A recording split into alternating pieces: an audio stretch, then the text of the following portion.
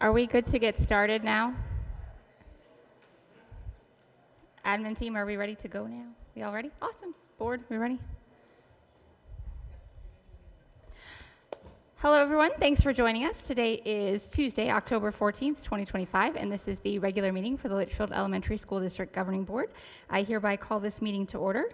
The first item on the agenda is going to be the Pledge of Allegiance. If you could please stand and join us.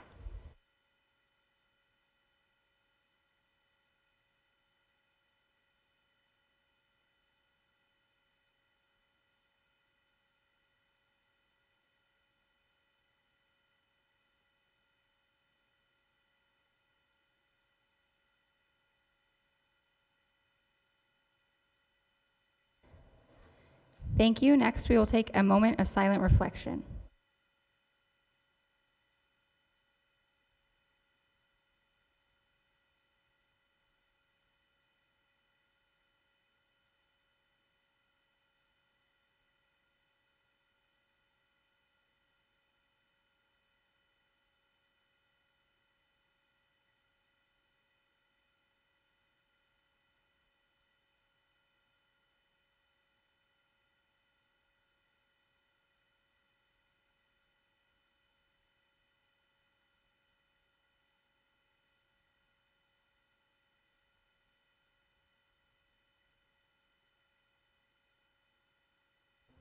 Okay, thank you. Next, we are going to move on to recognitions and celebrations, and tonight this is going to be led by Dr. Doozy.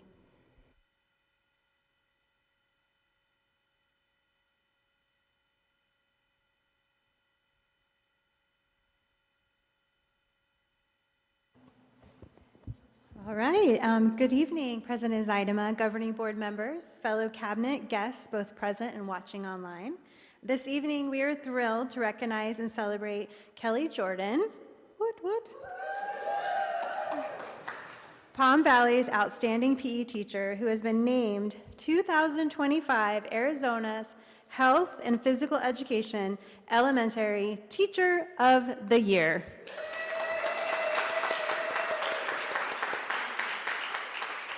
Kelly's passion for helping students live healthy, active lives shines through everything she does. She creates an environment where every child feels encouraged, included, supported, and excited to learn. Not just about fitness, but about teamwork, perseverance, and confidence. With nearly 20 years of dedication to her students and to Litchfield Elementary School District, Kelly truly embodies the B3 way, which is believe, belong, and become a Litchfield learner. Her impact reaches far beyond the gym, inspiring not only her students, but also their families and colleagues throughout the district. Kelly, thank you for your joy, energy, heart that you bring to Palm Valley Elementary School every single day. We are so proud of you and so grateful to have you part of the Litchfield family. Congratulations, well deserved. And if you will come up, Kelly, and take a photo.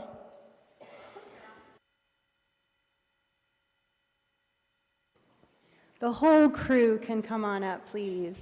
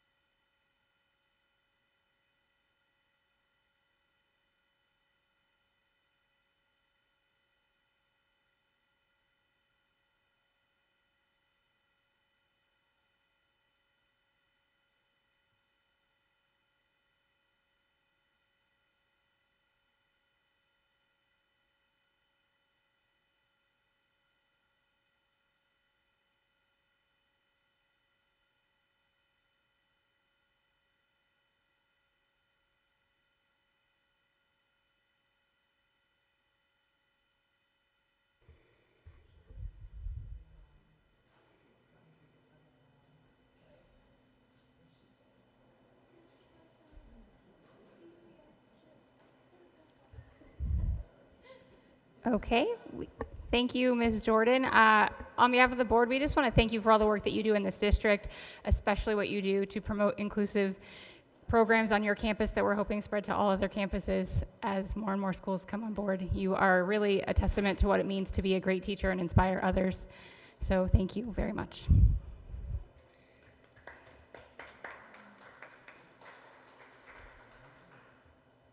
We have no public comment tonight. So next, we will move on to the adoption of the agenda and consideration of consent agenda. I'm going to go through and see if there are any items that people wish to pull. I'll start with you, Mr. Mikes. Did you have any items you wish to pull from the consent agenda?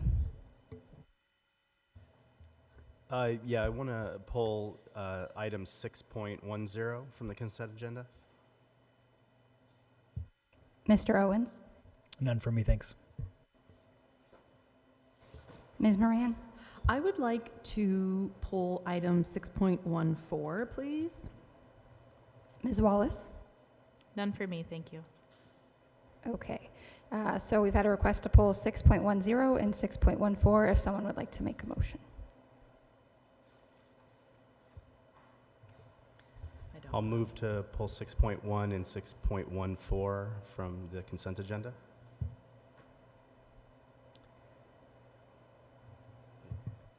Well, is that really the motion that we need? To approve consent agenda minus 6.1 and 0.0 and 6.14.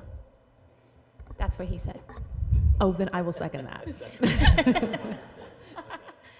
Okay, having a motion from Mr. Mikes and a second from Ms. Moran, I'll call for the vote. Mr. Mikes? Yay. Mr. Owens? Yay. Ms. Moran? Yay. Ms. Wallace? Yay. I'm also yay. Motion passes.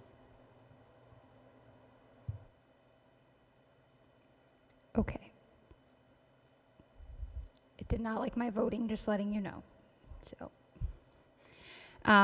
now we will move on to items that we removed from consent. So now our new item 7.1, which was 6.10 before.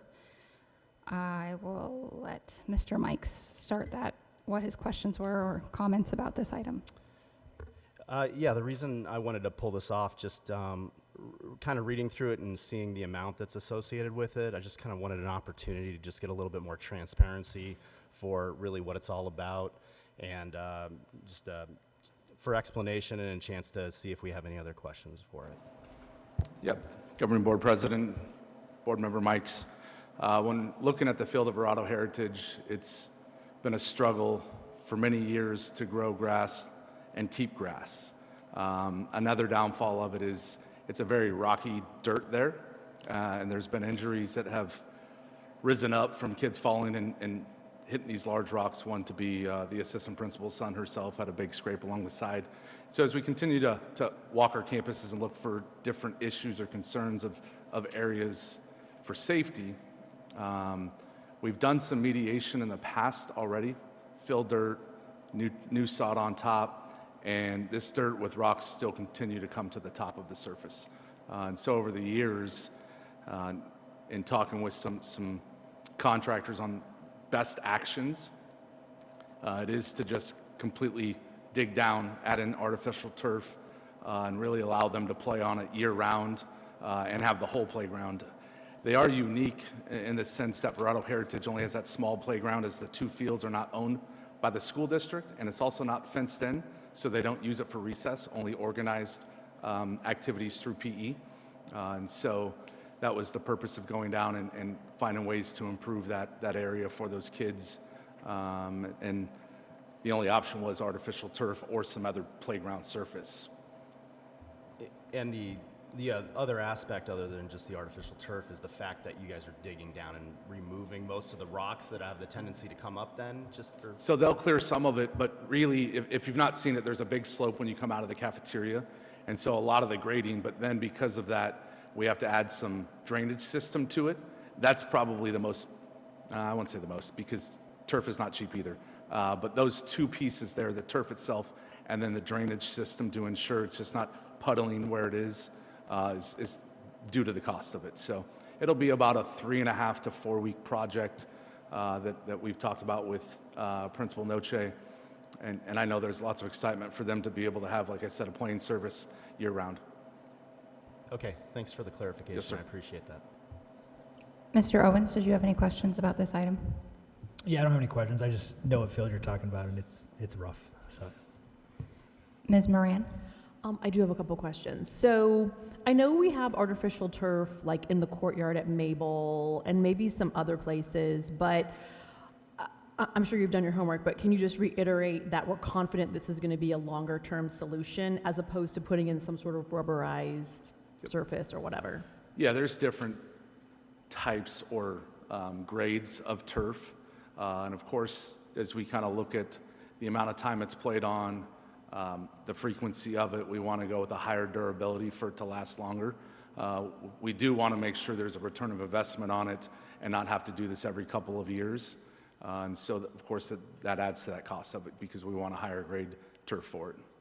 Okay, so do you anticipate that we're kind of doing this on an experimental basis and that if this is successful, we might consider doing this at other campuses? Because we have some campuses, I mean, my fear is this, we have some campuses that have some rough fields, Correct. gopher holes, et cetera. Yep. So if this is a great solution, fantastic. However, it's expensive. So I want us to do these type of decisions with campus equity in mind. So tell me more about kind of maybe that thought process. Yeah. Board Member Rand, this is something that when I walked in the door 2 years ago was immediately put on my radar. And so we've kind of monitored it throughout those 2 years and looking into other systems with that and talking with neighboring districts who have done full fields. As we know, many high school fields are turf now. Millennium, to be an example, they have a lot of gopher issues over there. And so I've stayed in contact with their facilities gentlemen to see if that is, are they intruding on the field now?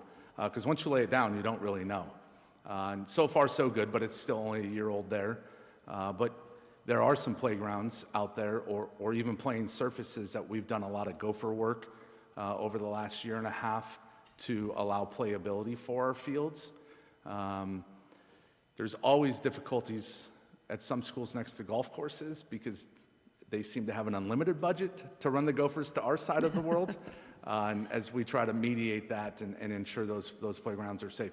So with all of that, of course, if it was feasible and we can continue to find other incidents of Gophers not overtaking it could be something we look at, but those are large playing areas, right? If you think about a soccer field or baseball, softball outfields, that would truly become a cost of like an artificial football field, which the number for the neighboring high school district was over $2 million per field. Yeah. And so, of course, they restrict the amount of people on it and all those things to create that longevity. With our recess time and whatnot, it could be a little more costly than that. So it is something we will continue to monitor because if this does work, you know, we overseed every year in certain aesthetic areas on campuses. The cost of seed, the labor, and then the water to maintain it is quite costly. And we have a lot of aesthetic areas on campuses that would be an ideal thing for turf. Maybe not the whole area because we have some really large ones, but a good portion because it does help our schools look good. So in the grand scheme of things, is it always on the table? For sure, in my opinion, because we want to create that safe, playable field space for our students every day. When we talk about liabilities and maintaining our campuses in the right way, this could be one of the avenues. And it would probably have to come through something of another bond because if we were to do a Palm Valley or a Wigwam Creek, it would not be $200,000. Yeah, gotcha. Okay, and then can you just tell me a little bit more about the funding and where we're anticipating getting the money to potentially pay for this project? Yeah, definitely. So the funding source will be the end of the 2013 bond and then possibly the 2024 bond if need be.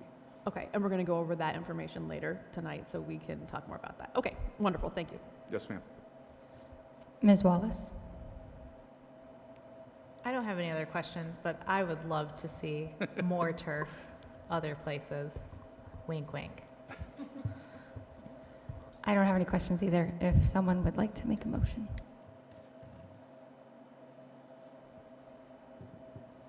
I move to approve item 7.1 as presented.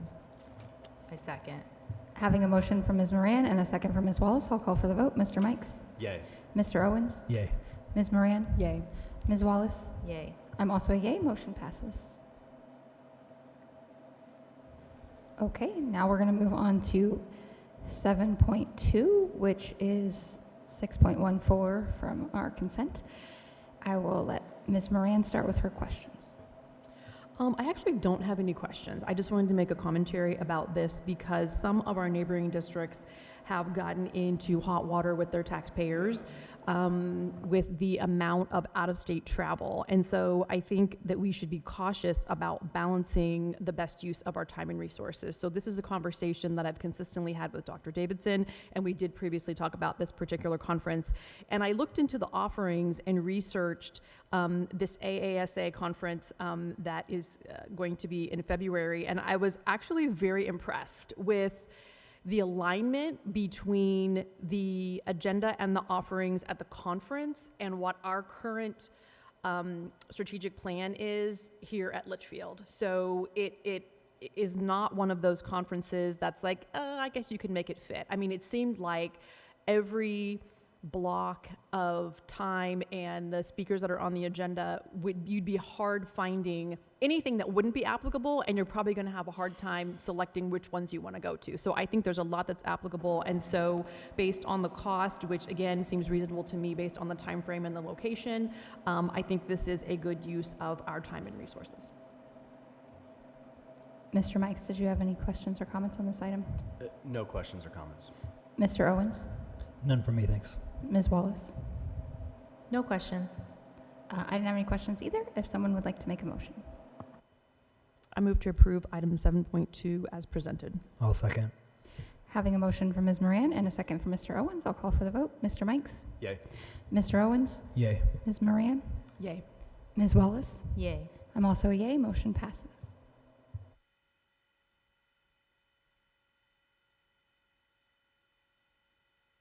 I am trying to vote online, Ms. Contra, but it is telling me no every time.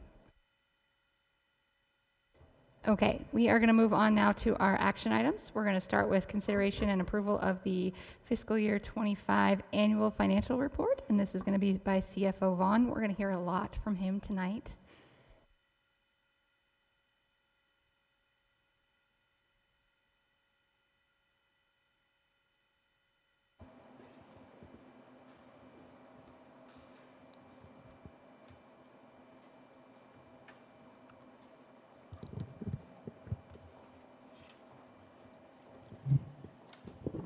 Madam President, members of the Governing Board, Cabinet, colleagues, and community, thank you for joining me tonight to discuss and potentially approve the district's annual financial report covering fiscal year 2025. Before we get started, I just wanted to thank my team for all of the hard work that went into closing out fiscal year 2025. Without their assistance, this wouldn't have been possible. Tonight's presentation aligns most closely with the district's strategic keystone of resources. State statute requires that school districts have the annual financial report approved by their governing board and submitted to the Arizona Department of Education and Maricopa County School Superintendent by October 15th. By approving the annual financial report tonight, the district will be able to comply with these requirements. The format of the annual financial report is designed and published each year by the Arizona Auditor General's Office in coordination with the Arizona Department of Education to meet the statutory requirement. School districts are required to utilize the published forms. For the remainder of the presentation, I'll review spending from select funds or holistically. We'll begin with maintenance and operations. The Maintenance and Operations, or M&O Fund, supports daily operating costs, people, and programs. 81% of all spending in M&O was for salaries and benefits. Another 7% were for purchased services, which is primarily contracted employees to fill otherwise vacant positions. Utilities were 5% of M&O spending. The remainder of spending was made up of supplies and liability insurance costs. It's important to note that this fund includes within it the M&O override. For fiscal year 2025, the override was $11.2 million of the M&O budget, and all of the override was spent between salaries and benefits. Later tonight, I'll be providing a more detailed presentation on the district's override and bond program as part of the annual update to the community. As we review the year's financial results, it's always important to review how we performed in terms of operating a balanced budget. Specifically focused on M&O, we ended the year utilizing $1.3 million of our M&O carryover to support operations. This is a more effective way of considering if the district is spending what we could or should from M&O than the previous slide, which shows our planned carryover budgeted as potential expenditures. As we begin more work on the fiscal year 2027 budget, we will continue to analyze projected spending against generated revenues or budget capacity to target a long-range balanced budget. Later in this presentation, we'll also look at our reserves holistically to get a better feel for what this means. The Classroom Site Fund was originally created due to a voter-approved sales tax for education in the early 2000s. After 20 years as a voter-approved initiative, the state legislature took action to continue the Classroom Site Fund as opposed to let it expire. The revenue districts receive from the Classroom Site Fund is driven by the sales tax and state collection related to the Classroom Site Fund, as well as certain state land trust transactions. The district utilizes the Classroom Site Fund for instructional salaries and benefits, including base pay increases, performance pay for classroom teachers, and instructional aids for schools. As a result, 100% of the Classroom Site Fund spending for fiscal year 2025 was on salaries and benefits. Each year during the budget process, we consider the balance in the Classroom Site Fund along with the projected sales tax collections the state used to set the Classroom Site Fund payments in the previous year compared to actual sales tax collected by the state to project what Classroom Site Fund revenues will be in the future. To date, the goal with the Classroom Site Fund at Litchfield has been to maximize teacher compensation and support while ensuring that any increases can be sustained into the future. Due to the timing of when the per pupil Classroom Site Fund revenues are provided to the district from the state each year, we're working with a year's old data and projections during our budget process. And the reason is this allows us to ensure our employees know what compensation package will be offered when considering the contract for the next year. The state simply gives us that per pupil number too late in the process for us to know definitively when we're making compensation decisions for the future year. You may recall that this fund will also be used to help support our new longevity stipend in the current school year. So we should see the usage of this fund increase in 2026. Current expenditures, as defined by the Auditor General's Office, include expenditures from all funds for elementary and secondary education. So you might ask yourself, well, what would that exclude? Because we're in the business of providing elementary education. But what it doesn't include is it doesn't include capital, and it doesn't include land improvements, furniture, equipment, vehicles, community school operations. So our extended day and preschool programs get excluded, as well as certain facility usage costs. Based on these metrics, and this aligns fairly well with how the Auditor General's Office calculates the dollars in the classroom percentages each year, but based on these metrics, the district's instructional spending was 57%, while the classroom spending was 71%, including instruction, instructional support, and student support. 11% of the spending goes to facilities maintenance, 4% to transportation, 4% to non-instructional, which is primarily food service operations, that's how that gets classified, and then 10% supports administration. The district's capital outlay fund supports purchases that are expected to last more than 1 year and can include items such as textbooks, library books, instructional materials, computers, furniture, vehicles, construction, electronic curriculum, basically anything like that. In fiscal year 2025, the capital costs were primarily made up of Chromebook replacements, significant spending on electronic curriculum, the payments related to the teacher Apple device replacements. We were also finishing out the construction of the Belen-Soto modulars because one of the things that's always interesting when you look at our spending is, you know, we really operate on a school year basis, but when you think about these large projects that happen over the summer, a lot of times they actually end up getting split between fiscal years because, you know, some of the work gets done in June, some of the work gets done in July, and that results in it splitting fiscal years. Because you might think, especially the Belen-Soto modulars, you know, we had those ready for the beginning of the year. How could, for the beginning of 2025, how could that be in here? But that's kind of the why behind that. We will be utilizing our capital resources into the future to augment any available bond funding, as well as the other capital resources we have available to us to best meet the district's facility, curriculum, technology, and equipment needs. There's a lot of things that end up living within this capital fund.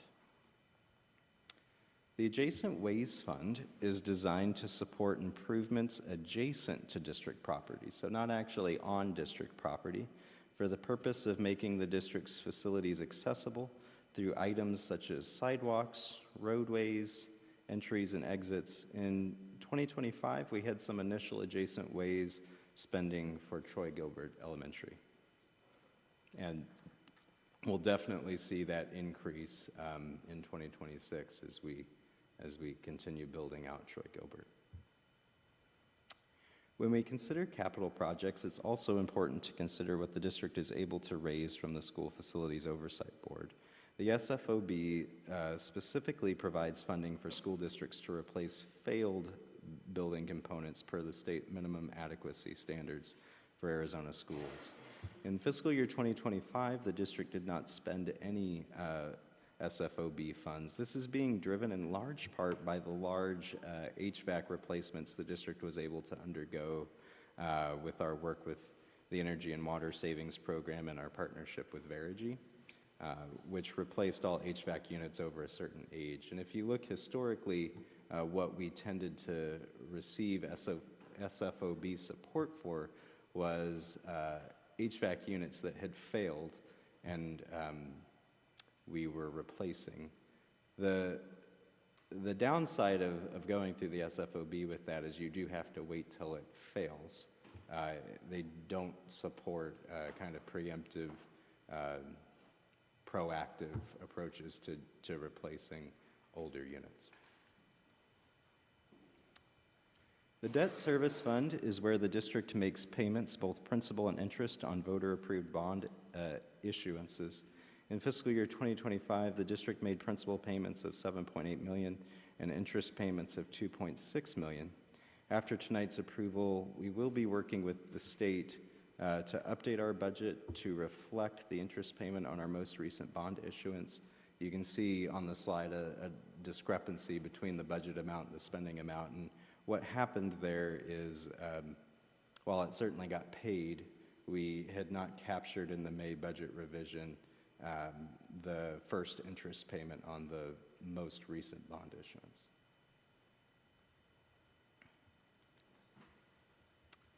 The Food Service Fund shows the results of the nutritional program. Shown on the slide, you can see 41% of the spending is on salaries and benefits, 46% is on supplies, including food, and the remaining 13% is other costs. Revenue for the year was fairly stable, but what I think we really should be happy to report and celebrate is if you look at the slide, the food service operations operated at a small surplus. We expect this to improve in 2026 given the structural changes we made to the program during the budget cycle, but this is certainly good news as a starting point along with those structural changes. The Community Education Fund is where the district accounts for activities related to preschool and extended day programs. Expenses for the Community Education Fund is 88% salaries and benefits. The program operated at a slight deficit of $102,000, which was supported by fund balance within the fund. Executive Director Stone and I will be working with Director Stair to look at next steps to correct this into the future. During our budget discussions, we spend some amount of time discussing appropriate reserve levels into the future. This slide summarizes the district's financial reserves at the end of fiscal year 2025. We will discuss the district's financial reserves in more detail in November and later in the year as we get deeper into the budgeting process. However, we ended the fiscal year with about 4 months of emergency fund or operating reserve. This is roughly where we expected to end the year. If you compare this to our reserves at the end of last year, if you pull up this exact same presentation from last year, you may notice that there's not much of a change despite our overspending of M&O.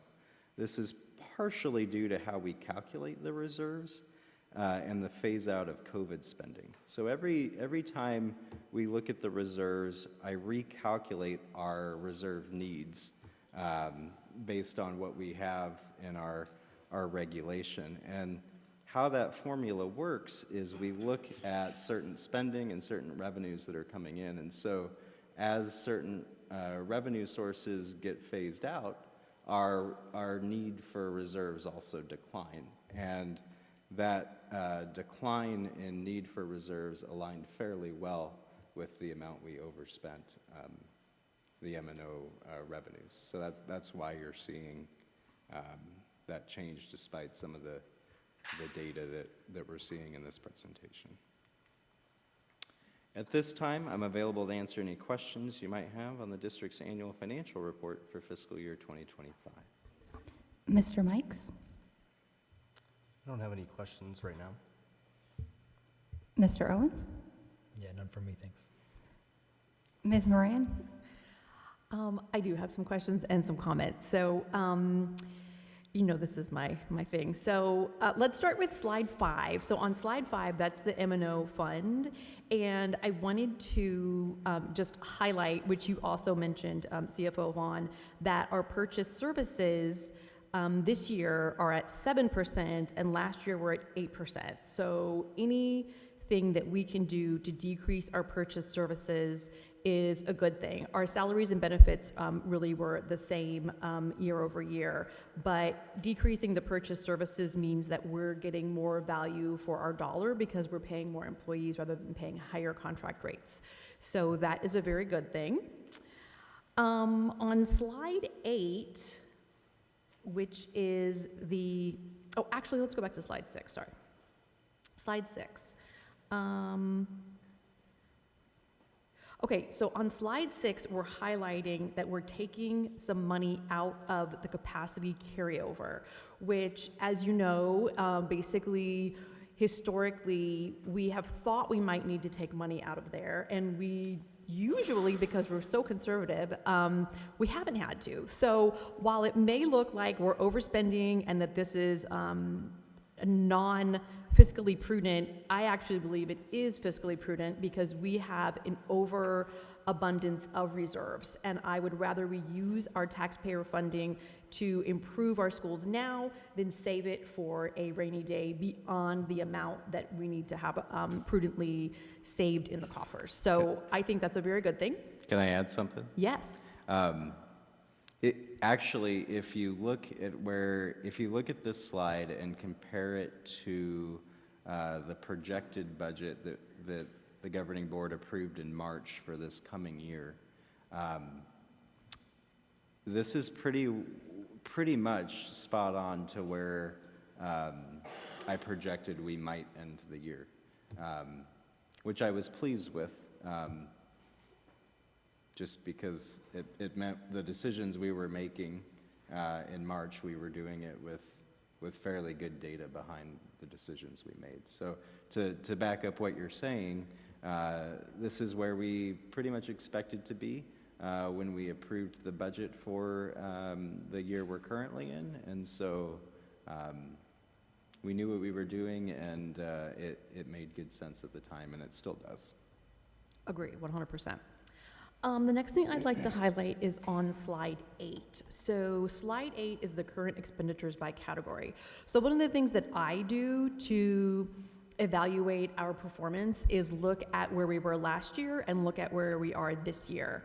So this is my only kind of cautionary commentary, which is to say that last year, the 23-24 school year, we had 72% in classroom spending and we had 9% in administration. And then this year we have a 1% difference between each of those categories. So our administration spending has gone up slightly as a percentage to the total. I would just say, I think that's acceptable based on the decisions that we've made. However, I do want to keep a really close eye on that because historically we have had one of the lowest administrative expenses in Arizona. And so I would really like to keep it that way and have as many of our dollars going into the classroom as possible. Do you have anything to add on that part? I agree. Okay. My next comment is on slide 12, which actually I'm going to take that comment back because you explained the difference in the interest on the bond. So you already answered that question, so thank you for that. And then my next comment is on slide 13, which is the food service fund, which I agree with the commentary that you made as well, that this is definitely headed in the right direction. And I know we have different management and different decisions that we're making, and we knew that there were changes that needed to be made. So this is obviously evidence that those changes have been made. I know we continue to make changes as well. So kudos to everyone making those decisions in food service. Similarly, on the community ed funds, which is slide 14, I have one question and then I'll go into my commentary. So last year, the revenue for preschool was about 2.8 million, and then this year it's about 2 million. Is that decrease related to some of the ESSER funding or state funding? Yes. Okay. So we received about $800,000 of a COVID-19 grant specific to community ed. And one of the reasons we've been truly increasing rates so heavily over the last couple of years in community ed was to try to keep up with that funding going away. And if you compare the revenue on this slide to the similar presentation last year, you will see that the revenue did go up. It's just expenses went up right along with it. And I do think that in this particular instance, it's a rather hard puzzle to solve because of licensing issues, our student to staff ratios in these programs are dictated to us, whereas, and we haven't changed them in a long time, but whereas in our general ed and special education classrooms, you know, our bread and butter of our operations, the governing board and the administration set our student and staff ratios. So we can set it to something that works.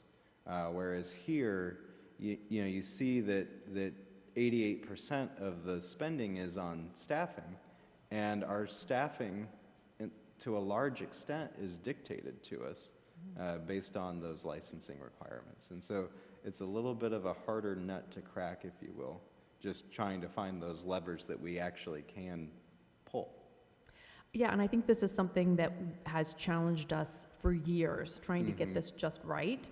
So my follow-up questions would be, you know, what are you doing to examine the programs? What do we need to do from a cost perspective? But it sounds like, as you mentioned during your presentation, that you and Dr. Stone are going to be getting together, and Dr. Stair will be getting together to do some problem solving when it comes to that. So I'm glad to hear that you were on it, and I'm confident that you will make some changes that will continue to head us in the right direction when it comes to community ed as well. And that is all my questions. All right. Ms. Wallace.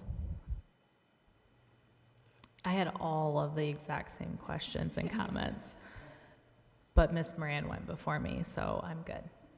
I believe that. I know we needed to call on her first. because she asks all the questions. So really, we all knew she would ask all the questions. And she likes to banter with you. I think that that's her favorite part of being a governing board I member. like it too. So we really are just letting her do that and letting you have that moment. So I don't have any questions either. We do need a motion to approve this, though. I move to approve the fiscal year 2025 annual financial report as presented. I second. Having a motion from Mr. Owens and a second from Mr. Mikes, I'll call for the vote. Mr. Mikes? Yay. Mr. Owens? Yay. Ms. Moran? Yay. Ms. Wallace? Yay. I'm also a yay. Motion passed. And it let me vote that time.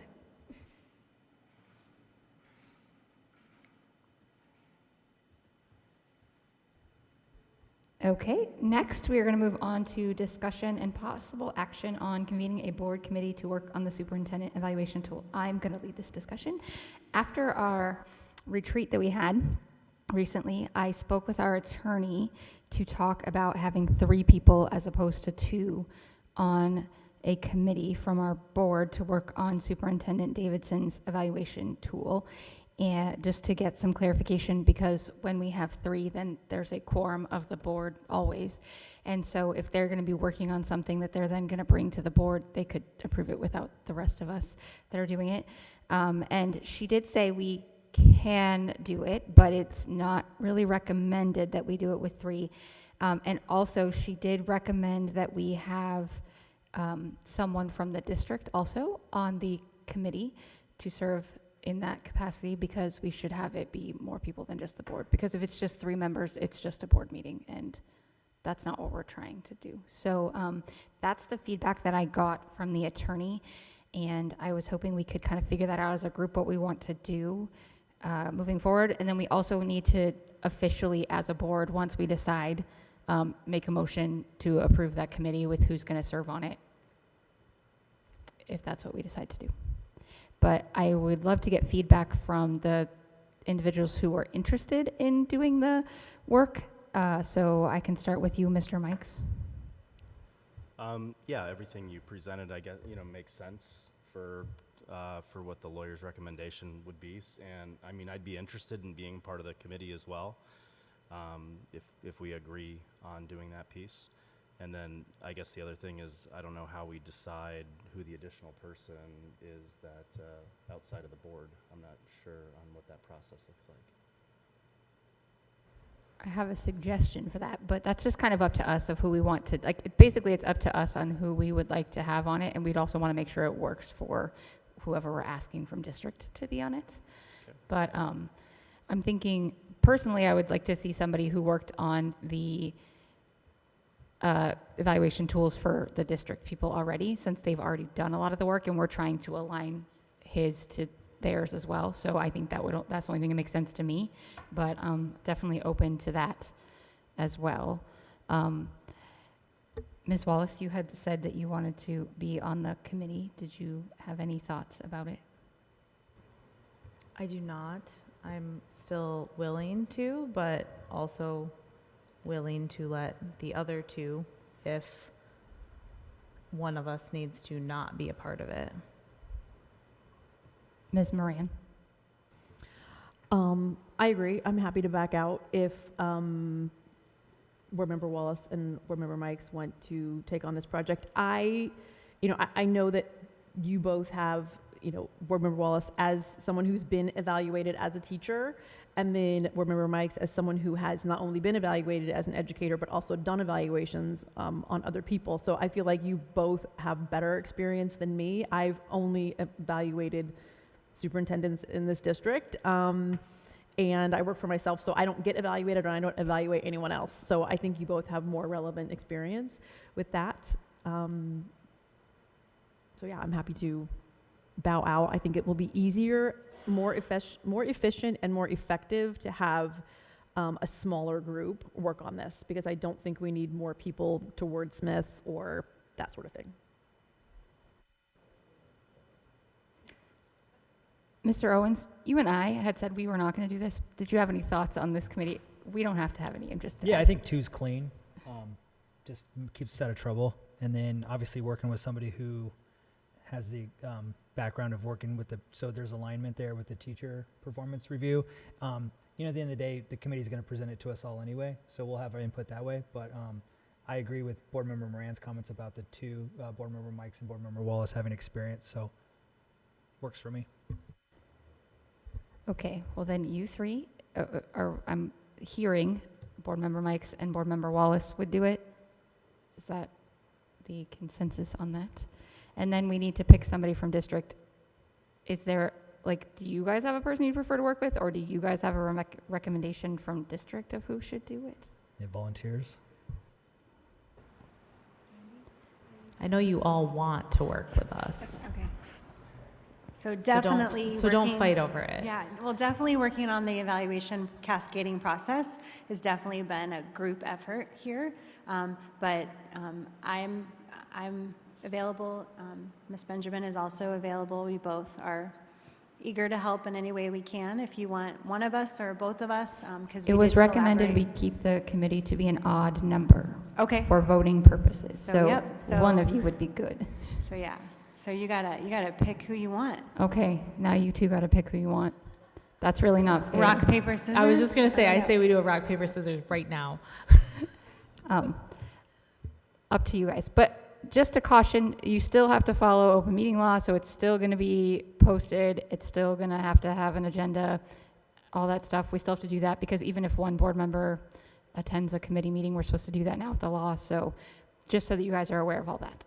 But this will be a lot easier because you won't have a quorum of the board whenever you meet. But I do need to know who you guys want to have as your person so we can make a motion. Well, and I think maybe we'll just, between the two of you, I think it's better if one of you guys makes the decision, because I don't know what best fits for your schedule and calendar and all that works as well. So either one of you would be a great person for the committee. So that's my thought on that. I can put your names in a randomizer and have it pick for us.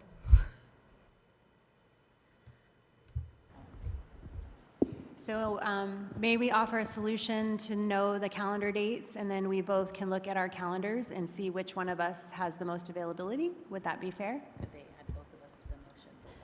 Ms. Contra? And then to do that, we'd add both of us to the motion? But only one would attend. Can we do that, Ms. Contra? Do you think that would be okay?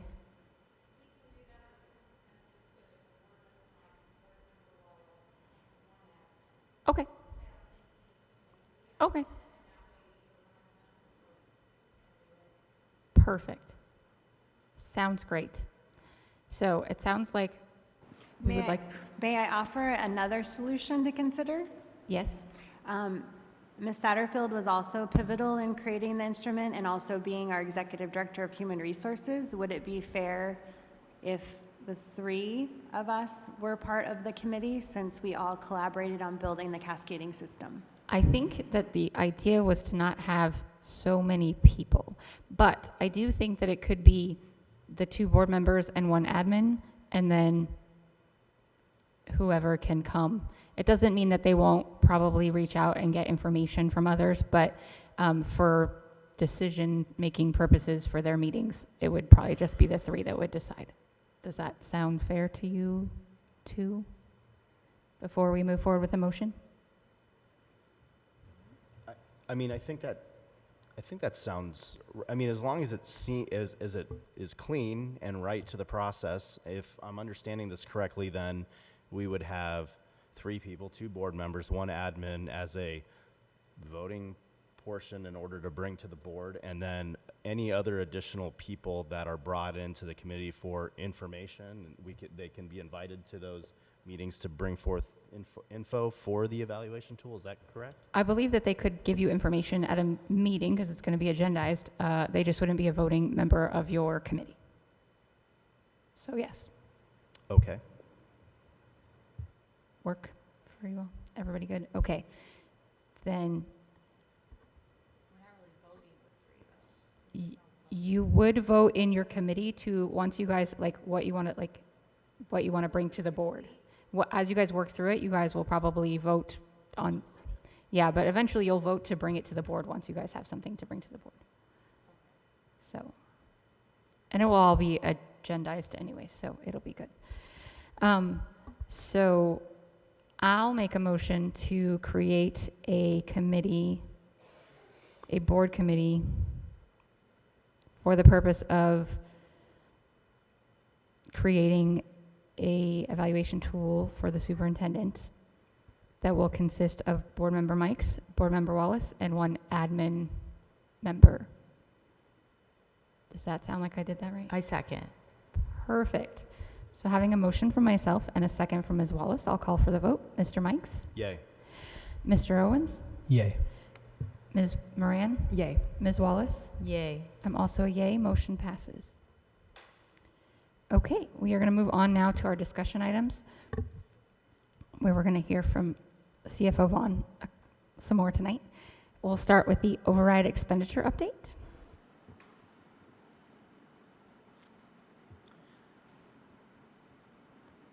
Madam President, members of the Governing Board, Cabinet, colleagues, and community, thank you for joining me tonight for the report out on the district's M&O override program for fiscal year 2025.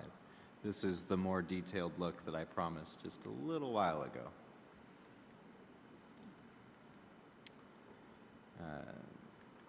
Tonight's presentation aligns well with the district's strategic keystone of resources. Arizona Revised Statute requires each school district that has an override program to hold a public meeting between September 1st and October 31st to provide an update of the programs supported through the override. Tonight's presentation is designed to meet that statutory requirement and simply just provide transparency and the opportunity for us to discuss what happens with our M&O override. The district's M&O override has to be renewed by voters periodically and is fully funded for a period of 5 years. If not renewed by voters, the M&O override begins to phase down in year 6 and year 7. Litchfield Elementary's override was last renewed by voters in fiscal year 2023 for the 2023-2024 school year.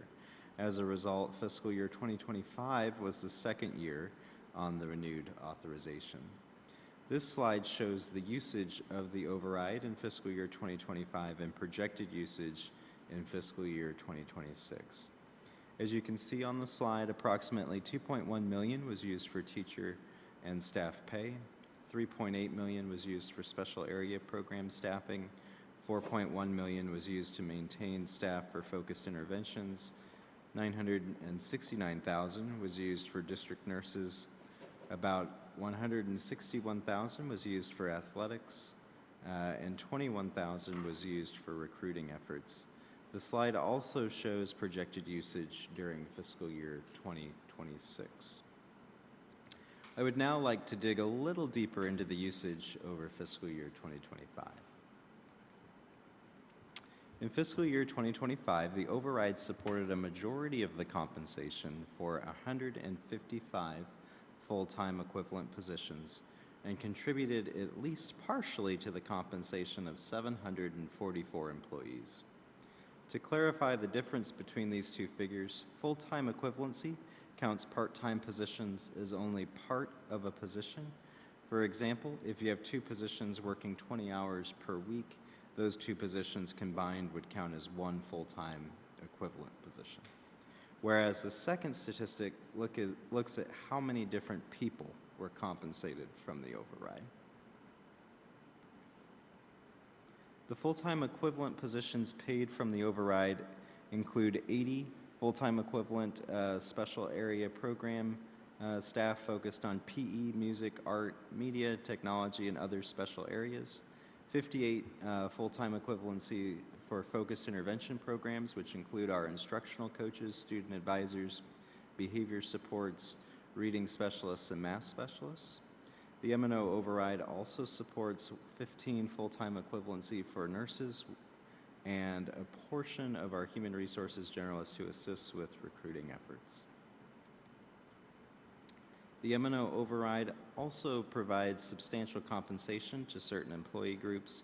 The amounts on the slide are additional compensation these employees receive directly from the override. For example, our teachers receive $2,915 per year.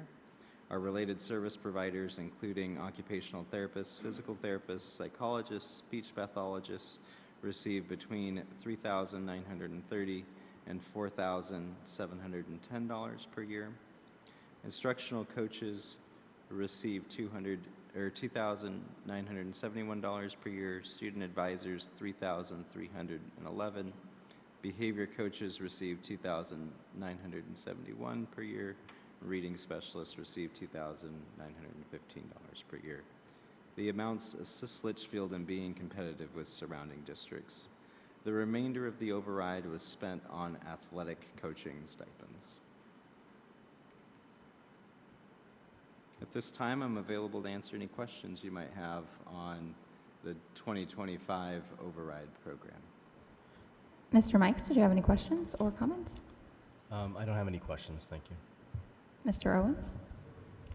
No questions. I just appreciate this statutory requirement because it does provide transparency, right? When we go out for M&O, overrides and bonds, we're asking our constituents, our residents, to pay additional taxes, right? Nobody likes that, but at the same time, we understand they're necessary for us to operate our schools, to build new schools, and to see to see where the money's going and seeing that it's going directly to these programs, these individuals for this reason. I think it answers a lot of those questions and hopefully any doubts that people have about why we need to continue voting yes on our overrides and our bonds. So thank you. These are pretty important things if you think about the operations of our schools and the success of our students that the override really is supporting. So, Ms. Moran? Yeah, just to add to Board Member Owen's comments, I think when we asked the voters to increase from a 10% override to a 15% override, which the 15% override is the maximum amount that we're allowed to ask voters to supplementally fund to our district, we made a promise that we would spend that extra 5% that they were allocating to us on teachers' salaries. So we have made good on that promise, and that's indicated in this presentation. And I think any of the voters would be hard-pressed to look at the positions that this money goes toward and the supplemental salary that we're able to pay our already underpaid teachers based on that override and argue about our fiscal responsibility in utilizing those funds. So to your point, CFO Vaughn, every dollar counts here, and I feel that all of the 15% override is going toward student success because it's going toward positions that support student success and teachers who are supporting student success. So I'm very glad that we have this funding. Without it, it would be even more rough than it already is from a funding standpoint, and we will come back to the voters at some point and ask them to renew this, and hopefully they will look at our history and be supportive. Ms. Wallace? I agree. I think that we have used these funds very well, and when it does come time for voters to approve an override again, I hope that this information is out there for them and they understand the importance of where that money is going and what it's funding for our schools. I don't have any questions. Thank you for putting this report together. I think it's great that we do this every year and we share this information with the community because it does show that we are being very, very responsible with the funds that they're entrusting us with.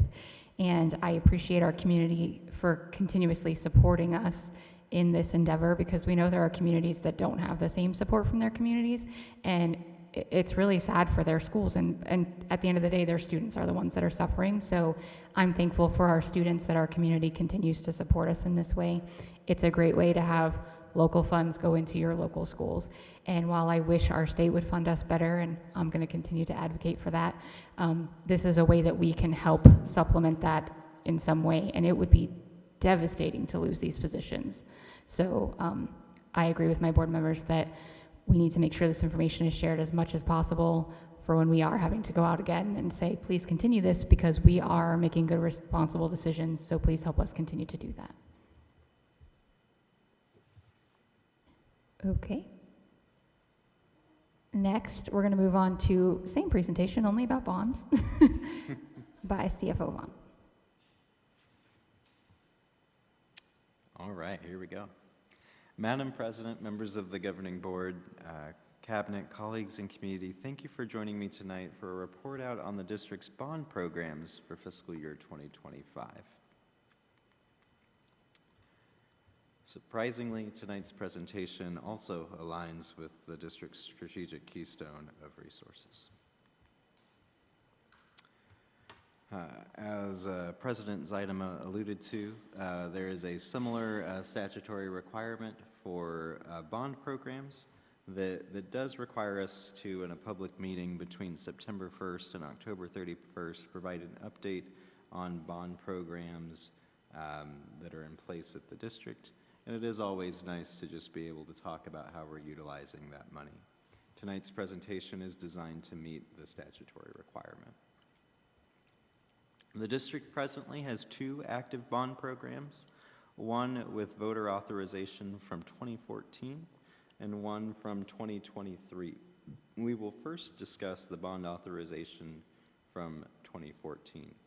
The 2014 bond authorization was for $35 million, and the district finished selling these bonds in 2021. Through June 30th, 2025, the district has spent $33.8 million of the $35 million of bonds issued.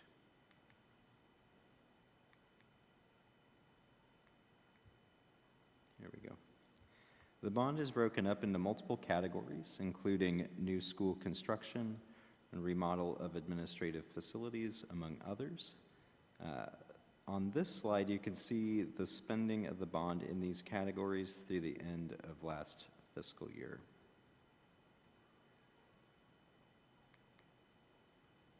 This slide shows the historical projects from this bond to renovate existing schools. The next slide will show new projects worked on during 2025 related to this category.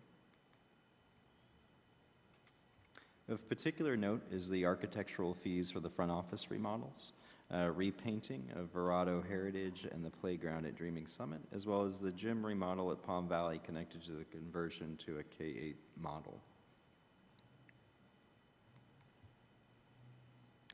The 2014 bond was also used this year to purchase a school bus and establish the start of a fleet of vehicles for our non-CDL drivers that could bolster our services from the transportation department.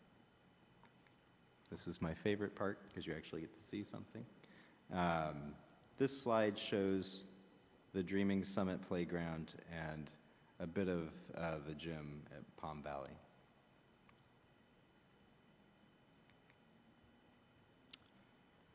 As a reminder, the district also received authorization to sell $100 million of bonds in 2023.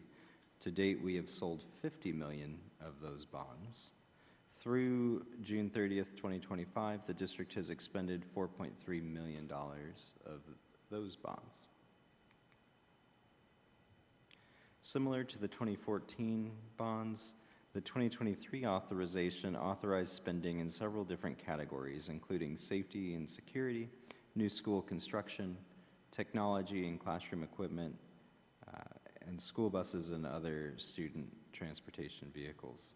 Through June 30th, 2025, all spending from the 2023 authorization has been on the construction of Troy Gilbert Elementary School and the front office remodels of our schools. This slide shows the remaining categories of repair and renovation to school buildings and the legal costs to issue bonds in previous years. This slide shows 2 of our front office remodels. I really think they turned out well. Thank you for everyone who was instrumental in all of these bond projects, especially our Director of Construction, Dan Ensign.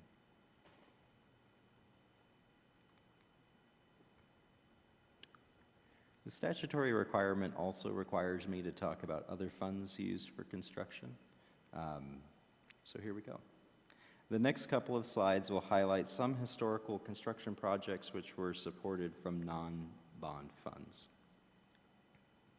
And I'm just going to kind of slowly go through these because this really is some historical type data. Just give you a moment to look, and we'll go on.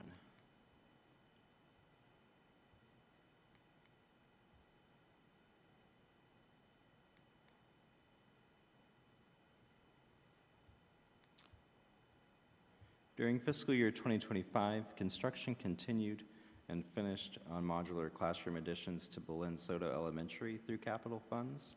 We also installed a playground at L. Thomas Heck for the younger students attending that campus. Carpet replacements at various places across the district and adjacent ways, as I mentioned in our previous presentation, began being used for the Troy Gilbert offsite planning.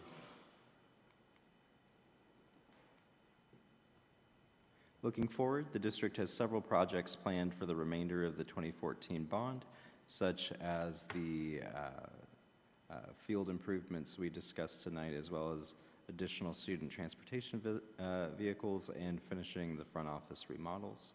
The 2023 bond authorization will also continue to be focused on the construction of Troy Gilbert, Palm Valley modular classrooms, which we've previously discussed, as well as other projects that align with the bond program. At this time, we're looking at the sale of the remaining bond authorization early in next calendar year, and we'll bring that to the board in a future discussion and agenda item. At this time, I'm available to answer any questions you might have. Mr. Mikes? I don't have any specific questions with it, just a comment to see as, I mean, it's such large chunks of money that our community, approves for us to spend on our schools. And as you look through this list, and you look at the budget of the MNO, but also when you look at this list for the all the expenditures for the bonds over the years, and there's no fluff. It's all goes directly to needs, taking care of school safety, taking care of all these important things to keep our schools operating efficiently. For the kids, transportation. So as you just, look for it and just kind of a thank you piece for it, seeing where it's just going straight to our schools for, an excellent purpose. So it's just evident and nice to see as it's listed out and explained for the public to see as well. Mr. Owens? No comments, thanks.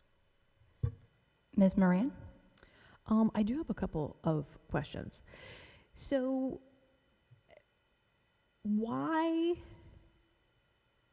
do we still have funds from the 2014 bond? Because we have the new bond that's been issued. So for me, as like a general person, if I had funds I had saved, from previous years, I feel like I would spend that money first instead of spending the new money. So tell me more about, is there an expiration date on these funds? I know we've already issued the bonds, so the money's just sitting there waiting for us to spend. How do you determine 2014 versus 2023? Carefully. So there's a couple of different things to consider. One thing we think about is what we told the community we would use the various bonds for. One of the other things that we particularly think about right now is timing of having the cash. So, for example, you might wonder, why did we have the architectural fees for the front office remodels in the old bond, but a lot of the construction in the new bond, and that was to get it started faster. The other thing is really the categories that exist between the bonds and where the money remains. We can move money between categories, but that is limited, so we do think about that. As far as does the money expire, the answer is no. What does happen is you end up with more requirements related to the IRS. So there's an analysis called arbitrage that you have to do to show that the interest that we're making on having the bonds basically sitting with the county and invested in the way that the county invests our funds isn't generating more in interest than is being paid out on the interest rate of the debt. Even if it is, the only downside of that being triggered is we have to pay the IRS that difference. So we still get the interest of having it invested, we just don't get all of it. Due to just kind of how the interest rates have aligned with the selling of the bonds, that's not something we've experienced. We're not really at risk of an arbitrage situation, but that's really the only additional requirement that gets added on the further out you get. I'm very hopeful that 2026 will be my last update on the 2014 bond, because it would be nice to only be managing one bond program. Yeah, it seems like that would simplify things quite a bit. Yeah. And then similar question on how do you determine what's coming out of the unrestricted capital outlay versus the bonds? Is that mostly, again, just what we told the voters we were going to spend the money on, or tell me So more it's about partially that, and it's also partially trying to align what's an ongoing expense with recurring revenues and what's a one-time expense with one-time money. So we really work hard through our capital committee to make sure that the ongoing capital expenditures that we want to be able to continue every single year, so like our curriculum adoptions, our technology replenishments, things like that, are coming primarily from our capital revenues, our unrestricted capital outlay. And that's simply because we know that that's a funding source that will be year after year. So where we can, I try to do that. The bonds, we try to focus more on really large one-time or at least very long-lasting type expenditures. Okay, that answers that question. Thank you for that. I think that's everything I have. Thank you. Okay. Ms. Wallace? No questions, thank you. I don't have any questions either, but again, thank you for this report. And Mr. Ensign, you are like very busy, we can see from all this work that you're doing. So thank you to all the work that you do. And to your team for getting all these reports together for us for tonight. I know that was a lot of work, and we appreciate that you were able to do that. We are going to move on now to the next item, which is the Transportation Department update, which is going to be led by Dr. Stone and Ms. Tassin and others.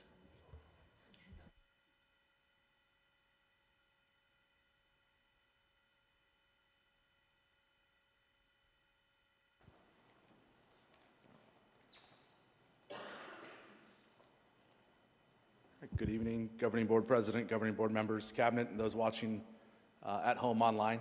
Thank you for your time tonight. As you know, transportation has been a hot item with me walking in the door, and we were able to do a lot of good work in hiring the right people to make changes that continue to get our kids to and from school to the best of our ability. And so we wanted to just provide an update with you on where we are in the grand scheme of things today compared to where we were. And first, let me thank both of them, Ms. Tassin and Ms. Kleiman, for the work they've done, the hours they put in, and the team they continue to develop, because without them, we would be in a different place and a different conversation. So thank you both.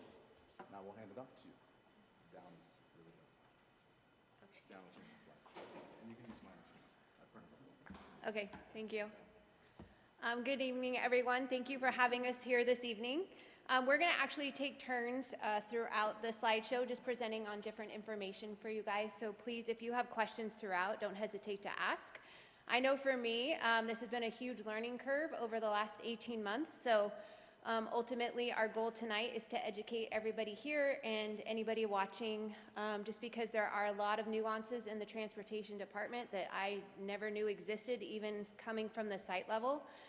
So hopefully this evening will help kind of pull the curtain back on some of those nuances for everybody here and then everybody watching, which I don't even know how many are online tonight. But when I thought about how to introduce this presentation, that first statement seems a little cliche, but I will say, Michela, our assistant director, and when we're making decisions together, ultimately safety is our utmost concern, and we're making decisions and changes to routes daily, if not 2 times a day, and right? Ultimately, safety is our biggest concern. So in addition to that, again, it's just pulling back the curtain on the daily operations of the transportation department. So just a quick overview. Obviously, we have a very large department with a lot of moving parts. What I found very interesting is that a lot of people don't know when we get phone calls from parents about concerns or just questions about late routes, is that there are 3 tiers that run in the morning, which we talked about this last year when we talked about changing school start times. And if you have one tier, just like at a doctor's office, if you have one tier that's running behind, the domino effect of that impacts your second tier and impacts your third tier. And once we start to kind of pull back those layers, people start to understand. But you can see through our department overview that there's a lot of moving parts, and those moving parts all rely on one another to become successful and to run a successful daily operation. And so this is just a small glimpse of what the department looks like as far as our fleet, as far as our personnel, and then all of the schools that we service. The other part of transportation that not a lot of people know about is that we service a lot of children that are part of our district, but they go to out-of-district schools. And we'll touch a little bit more on that in just a little while.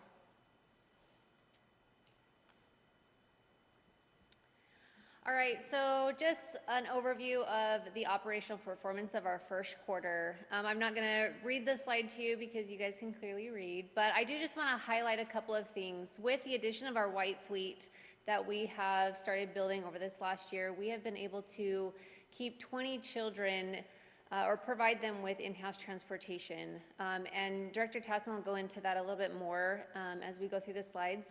But those are for our outplaced students and also our McKinney-Vento population. As she was saying, we do have a multiple tier system for our school start times, which means that each bus is usually servicing 3 schools in the morning and 3 schools in the afternoon. In years past, when we are short drivers or other problems may arise. In the past, we've had to cancel over 70 routes, and we are proud to announce that this year we have not canceled any routes. However, that does cause the delays to school when we send a bus back to go pick up for a route that didn't have a driver or whatever the case may be. And so while we're doing our best, we also recognize that we are putting great strain on our drivers, the school staff, the students, and ultimately their families that are waiting at home for them to be either picked up or delivered at home at the end of the day.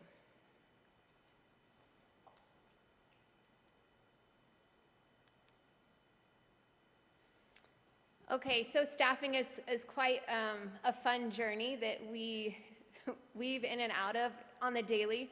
I will say, even since this presentation was shared with you, we did have a person that resigned, and we were given no reason. We have a new driver that we were trying to hire. So most of the people that we are bringing in are not trained, and they need to go through the training for their CDL. We do very rarely get drivers that are certified, and we did have one getting ready to onboard, but unfortunately there were some personnel conflicts there with contractual obligations. But on the flip side of that, to kind of just give an example of the chess pieces that are constantly moving, in the last 2 days we've hired 2 monitors and then 1 other driver that was certified. So 1 week we lose 3, the next week or 2 days later we gain 3. So it really is quite a chess game that we're playing in this. But since July, so since fiscal year, this is kind of the change in our staffing that you can see. And this is something that I just keep data on because I think it's important for us to kind of recognize the ins and outs and the whys. And we've kept data on this since Michaela and I have started, and that's really the applicants and when we've hired them and when their training is complete, and trying to track the time frame of that. And that is decreasing as Assistant Director Kleinman continues to build our training department. But we were relying on outside sources for that, which we no longer have to rely upon anybody else to train our own drivers internally, which she's done a fantastic job of building up that program for us. So you can see these are all the people that we have hired since July, minus the 3 that we've hired this week. But then on the flip side of that, these are the people that have resigned.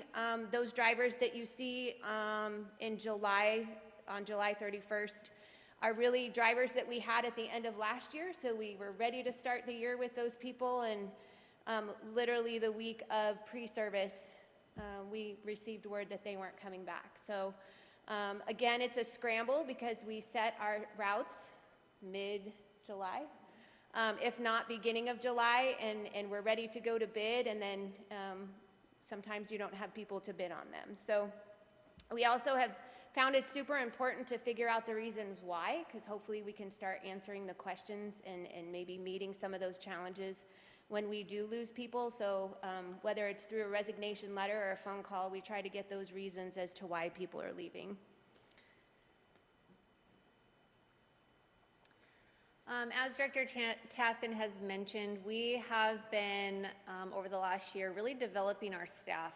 And with that, we have created, we've established a lead trainer position, and then we have additional part-time trainers, also drivers, that have stepped up to the plate to really take on this role and really this massive mountain that they're having to climb. Training is no small feat.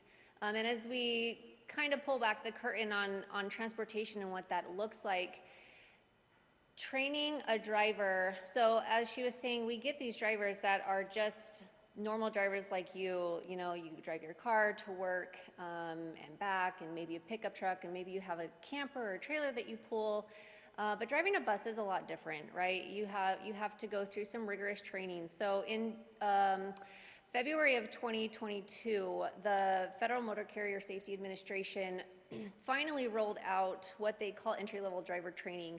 And what that is a program that every new CDL applicant, if you want to become a CDL holder, you have to go through this training, which consists of 93 topics, which is really just basic knowledge, regulation, law that if you want to become a CDL driver, you should know about. That was not previously done. However, in the state of Arizona, we also have, to be a school bus driver, we also have the Department of Transportation's school bus minimum standards that we also have to adhere to and become certified in order to actually transport students on a school bus. So with that, we have the federal government regulations. We also have Arizona state minimum standards that we have to combine. And a lot of the items that you have to train on, they are the same. There are much more on the ELDT side. However, that does take a lot of time and energy, and especially with our new training squad or department, they're learning a lot, and it is definitely not an easy task for them to do. And while they're trying to create this comprehensive training program, they're also driving and subbing routes daily for us because we do have this driver shortage. So it's really a juggle of when do we find time to have them sit in their office and create this and also drive and get kids to school. So with that, the ELDT portion, there's no real time allotted that you have to complete the 93 topics, but on the Arizona side, you do. So there's a minimum of 14 hours of classroom, and I say minimum because in that, of course, now we're adding in all these topics from the federal government, also department protocol and procedures, best practices, and just all the things that it takes to become a good driver. And truly, it's not easy. It's a school bus, or it's a classroom on wheels, but there's 84 students in this classroom. In addition to the classroom training, they do also have a minimum of 20 hours of behind the wheel training that they do have to accomplish, and then an assessment at the end for the Arizona side. And then even to get their license, they do then have to go to a third-party examiner and complete a 2.5-hour test, which includes the pre-trip and a road test. All of that to say, it does take a long time for us to train them. If you look at the information from a couple slides back, you can see last year I think it was taking us anywhere from 2 to 4 months to train somebody. We're down now to 2 months, and ultimately our goal is to have a new trainee with a Class C license to be fully certified and licensed as a CDL driver within 4 weeks. Along with that, this also goes into the training. So at the end of their training, they have to go to, I've already said, a third-party testing facility to do that 2.5-hour test. And we can become a site, and we're in the process of becoming an approved ADOT site. We've sent the original business plan to them for approval. They've come back and said, okay, now you have all this paperwork to fill out. For us to become that site. So we are in the process of that. It is just a long and tedious one. And then just a kudos to the collaboration that we have with the Department of Public Safety and the Student Transportation Unit. We have collaborated with them on a couple of projects to create training for the entire state of Arizona. The first project has been completed and was rolled out in June of 2025, which was the school bus evacuation video, which we used this year in our first round of evacuations, and the feedback that we've gotten from the schools has been all positive, so that's a really great thing. And then the next project that we were working on with DPS is the driver physical performance test. So every driver, before you can get your certification to drive with students on board, you have to perform a physical performance test. And we all know how government works, and it's been a long time since since the department has been able to provide the state with quality training, and so that's what we're just trying to help them with and really streamline the training and make sure that everybody has the information and knows exactly what to do.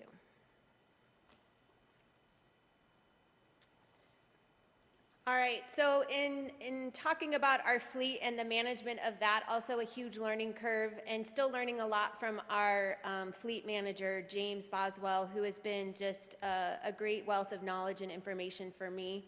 I know Michelle came with a lot more knowledge than I did. We were able to auction off 21 of our retired vehicles, and I have to thank our purchasing department and director of purchasing, Tammy Garrett, for going through that journey with me and with us, because we've never done that before. So it was quite the process, but we learned a lot along the way, and now it's much easier to auction items off. And you guys can see some of the other things that we've done over the last year and a half.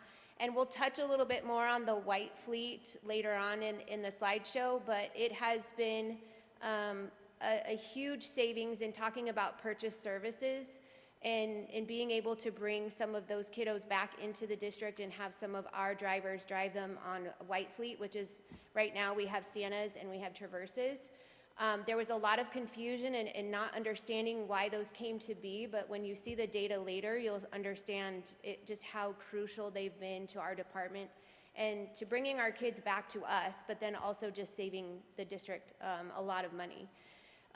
So the other piece that we also started off with when we first came to the department were the minibuses.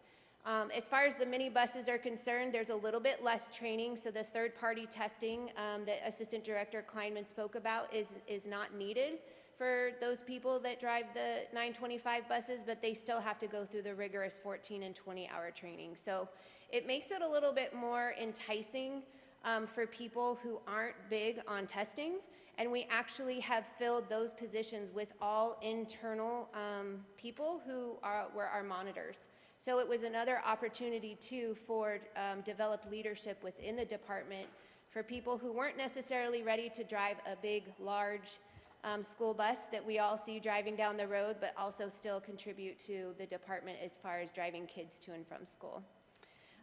We are in the process of retiring a lot of our buses, and we want to kind of, again, start that conversation of a replacement cycle, which will start this evening.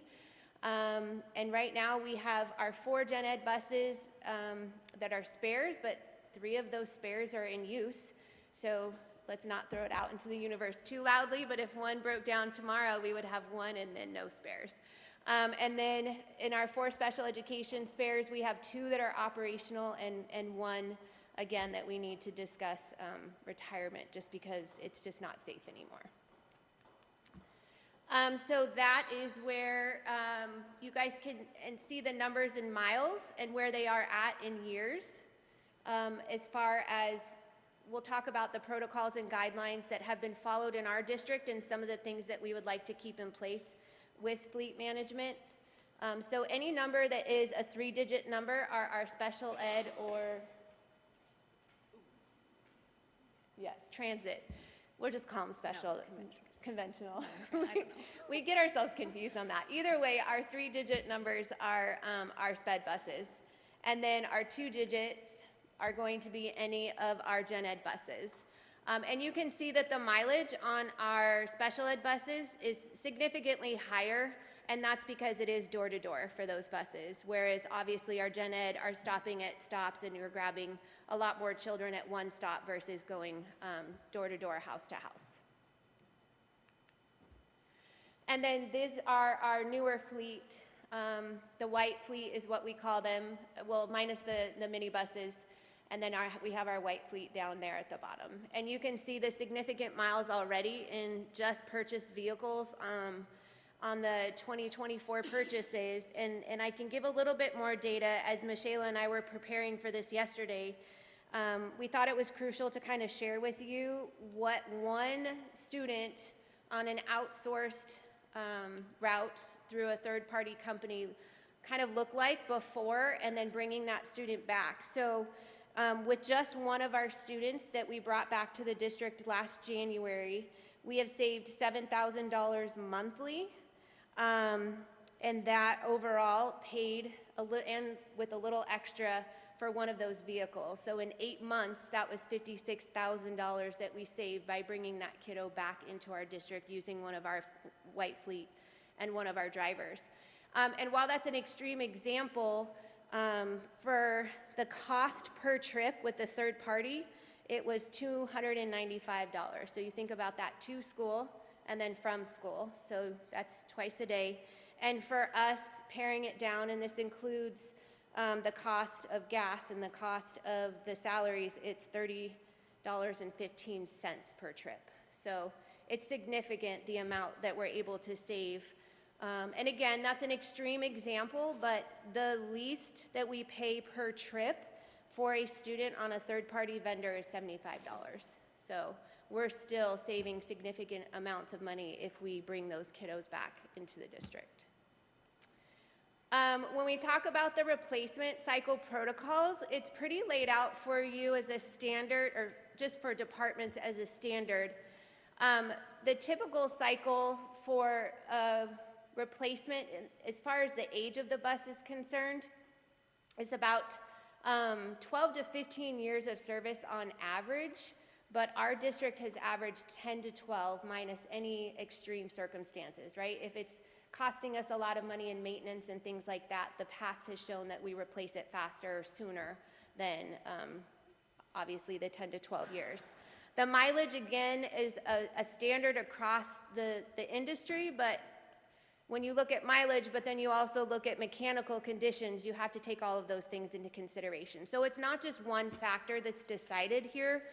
It's all of these rolled up into one piece of decision making in order to decide whether or not we need to retire a bus.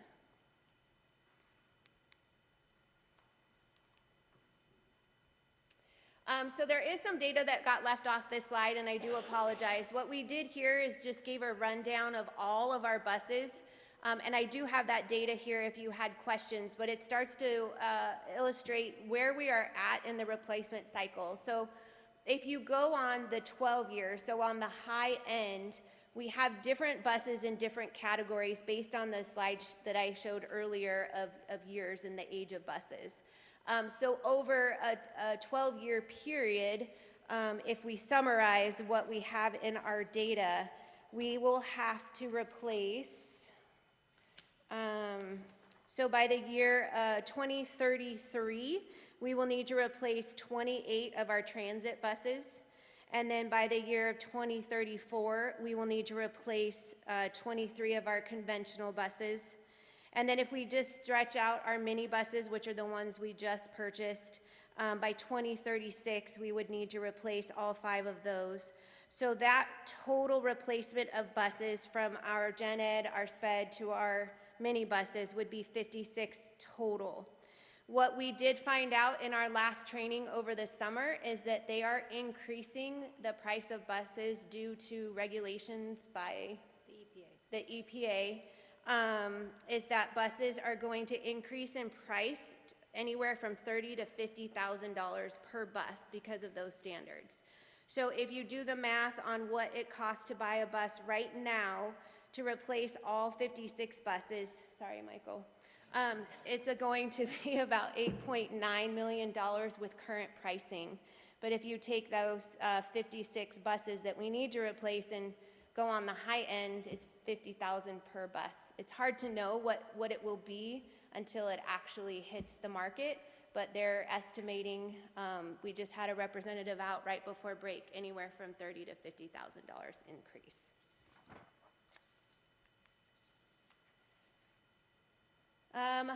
So really this is just where we're at financially as a department. We're working with Michael to remain in budget, always. But the major costs that you look at in the transportation department is the fuel. Currently, I worked with someone in the department today just to kind of get some numbers on where we're at. Last year, our fuel costs combined, because we use diesel and we use unleaded, was about $309,000. And then our maintenance fell into just about under $400,000. Looking at all of the cost-saving measures, those are things that Michela and I look at every single day in route efficiency. You want to make sure that you're not doubling back to stops. I mean, all of the nuances of a route and the logistics of a route and the way to optimize those. We did bring back Medicaid reimbursement into our department, which is a huge undertaking and a huge task, but we've been working diligently on making sure we're consistent with that. And then as we've talked about the reduction of the third-party usage for our outplaced students, but then also the reduction of third-party vendor for drivers, which we're definitely not in a place where we can't use those third-party right now, or saying that we would be done with that, but we definitely need to work on that hiring and then the retention of drivers so that we can eliminate. Right now we're seven deep in contracted. And then we've talked a little bit already tonight about the replacement cycle. When Director Tassin and I first came into the department, we did have some purchases that were made for the department before we were able to get in there. And while it might not be what we would have chosen, we do use this technology every single day for many, many things, whether that's route optimization, training purposes, student management, just tracking the GPS, making sure that, just all the I's are dotted and the T's are crossed. The communication piece, we do realize that we are struggling with a little bit in communicating to parents and communicating to the schools. So we are working diligently within the department to increase our ability to communicate via the technology that we have with those individuals to make sure that everybody's on the same page. We also are working diligently to make sure that these technologies are communicating properly for the RFID bus pass system and protocols that we've put into place is working efficiently, and that is going to increase the safety of the students being on the bus, making sure they're getting off on the right stops, and really just minimize any delays with children getting home or buses turned around to the school because the student is on the wrong bus.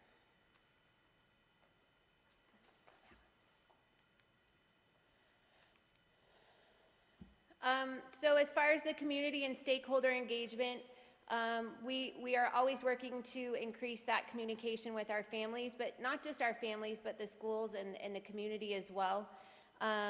We started last year updates through a quarterly newsletter, and this year I'd like to also, in addition to families, just send it out to our schools. Just not learning all of the things that I didn't know. I feel like it's important for all of our staff to understand the nuances of the transportation department, so I'd like to maybe send out either a quarterly or semester newsletter to the schools. And then for continued collaboration with our school administrators, especially in the area of behavior management. I know Dr. Doozy worked a couple of years ago to add transportation to our overall discipline matrix, which has been super helpful. We learned a lot last year about how to communicate back and forth with all of our behavior coaches and our advisors. And we were able to take back a portion of that piece where we are communicating solely with families on referrals that come from the bus drivers, whereas the school is working more on the side of a student comes in, they didn't report it to the driver, but they're reporting it to their teacher. So then the behavior coach or the advisor or administrator at the site level would then communicate with the family. So that is really streamlined communication, and it's made it a lot more efficient and effective, where before there was a question of, well, did we send that communication to families or did they send that communication to families? Now it's a lot more streamlined and clear. But we do want to improve on that because communication is always the hardest piece in making sure that all of the branches of the communication hotline are reached, and sometimes there are things that get dropped or forgotten or missed. And then what we'd really like to look at doing is a streamlined or a consistent drop-off and pickup procedure. It is crazy when you're trying to manage the pickup and drop-off at 16 different locations. It's hard for the drivers to know, oh, this is my tier 1, so I've got to do it this way, but when I go to my tier 3, it needs to be done this way. And it just becomes a little bit confusing, and that will also, in streamlining that, help us get out of schools faster, whether it's dropping off or picking up in the afternoon. As we've discussed, there are a lot of ongoing challenges from the personnel piece of it to the communication piece. Just to kind of paint the picture, though, we have one dispatcher that works while the buses are on the ground. So in the morning, we have a dispatcher that comes in, and that person is responsible for managing everything that goes on in the department at that time when it comes to routes. And while, yes, we are there as supervisors or administrators, we've also been driving. So that person is left responsible to answer the phones, to make sure they're responding to all of the radio calls that the drivers are calling in about. And we have flat out told them that the responsibility is to the drivers because they're the ones that are managing our students on the buses. So if a phone call has to be put to voicemail to make sure that we're getting a driver where they need to be, or if there's an emergency on a bus, we're going to put that phone call to voicemail. Now, it doesn't happen as much now that things have calmed down, but the beginning of the year, it is chaos in the very first couple of weeks of school. So we know that we need to improve in that area, and we're going to continue to train our dispatchers on the many-pronged system of communicating, but ultimately their responsibility while the wheels are on the ground is to the drivers and to the kids on the bus. We also want to continue to strengthen our recruitment pipelines. We have flyers that we have out at community colleges. We have them at Westmec. We're just getting them out to some of our mechanic schools around us because we are down one mechanic and have been for six years, I think now. So our 3 mechanics work their tails off. And in the case of if 2 of them are out, our lead mechanic is there 5 to 5, which is a long day and not necessarily always safe, right, when you think about the kind of work that they do. So just making sure that we're working on that recruitment, again, that communication, and then The proactive fleet maintenance is definitely something that I want to delve into over the next year or two, and just making sure that we're doing the best to keep our buses where they need to be. This is just kind of a summary again of all of the things that we've talked about this evening and what we're really working on as a department, along with Dr. Stone and Dr. Davidson. And if you guys have any questions or comments, we are happy to answer. Mr. Mikes? So that's it, huh? It's an incredible amount of information and what it takes to run the transportation department. And you sit back and the bus magically arrives and then gets your kid to school. They bring it home. But to get a chance to explain and see all the stuff that happens behind the scenes is really, really great to see. I commend you guys for living this world and doing the great job. Obviously, you know, based on the data that you're showing, that you guys are continuing to strive to even improve that is great to see. I did have a couple questions. Like, you know, one thing with the RFID cards, I was curious, how is that going overall? Funny you should ask that question. I actually spent about an hour today in a meeting with, so we have several companies that are working together to make that successful. And that's where it's been a struggle, because all three companies have to rely on one another behind the scenes in CSV files for it to work successfully. So it is not right now.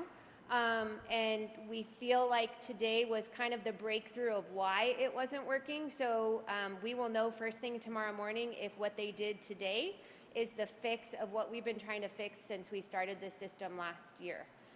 It has been super frustrating, and as I was sharing with Michelle today, it's kind of egg on our face when we keep telling families and we keep telling the schools or upper admin, like, we promised we're getting this worked out, we're getting it worked out, and then the next time we run the cards, there's a flaw.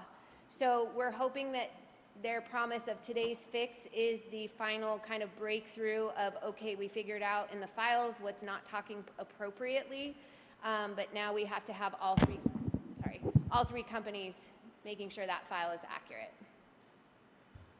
Another question, and I don't know if I missed it, but one of the things you said as far as ADOT approval to be a testing facility, what's the big piece for that? I mean, is that a big advantage to be able to have that? Do you want to answer that? No, I thought you were talking about the application. Oh. Yeah. So when a driver is completed with their training, they have to go to a third-party tester examiner to do their 2.5-hour test, and that gives them their license on the ADOT side. The problem is, in the state of Arizona, there's not very many, and so it takes a long time to get into a tester or the ADOT people themselves in order to schedule the test. They have to be completed 100% with their testing, and sometimes that can take up to 2 weeks. We do have there's another school district that we use that they have 2 examiners, and so I kind of, at a glance, I kind of say, okay, we're projecting these drivers to be done here. Do you have any availability? And they say yes. Unfortunately, they only test on the weekends, so that means we do have our trainers and our trainees going to do these tests on the weekends, and then if they fail, they have to wait another week, which means we're down another driver and all of the things for another week until they can pass. So yes, it would be a huge win for us if we could offer that in-house. I am a third-party certified examiner, so I can do the testing. I just can't train the people, which I don't train our trainees currently anyways because I'm too busy. But we would also be able to offer that to surrounding districts and just help them also get bus drivers on the road, because we're not the only ones in this predicament. This is a statewide thing. It's probably a nationwide thing, honestly, to get bus drivers on the road.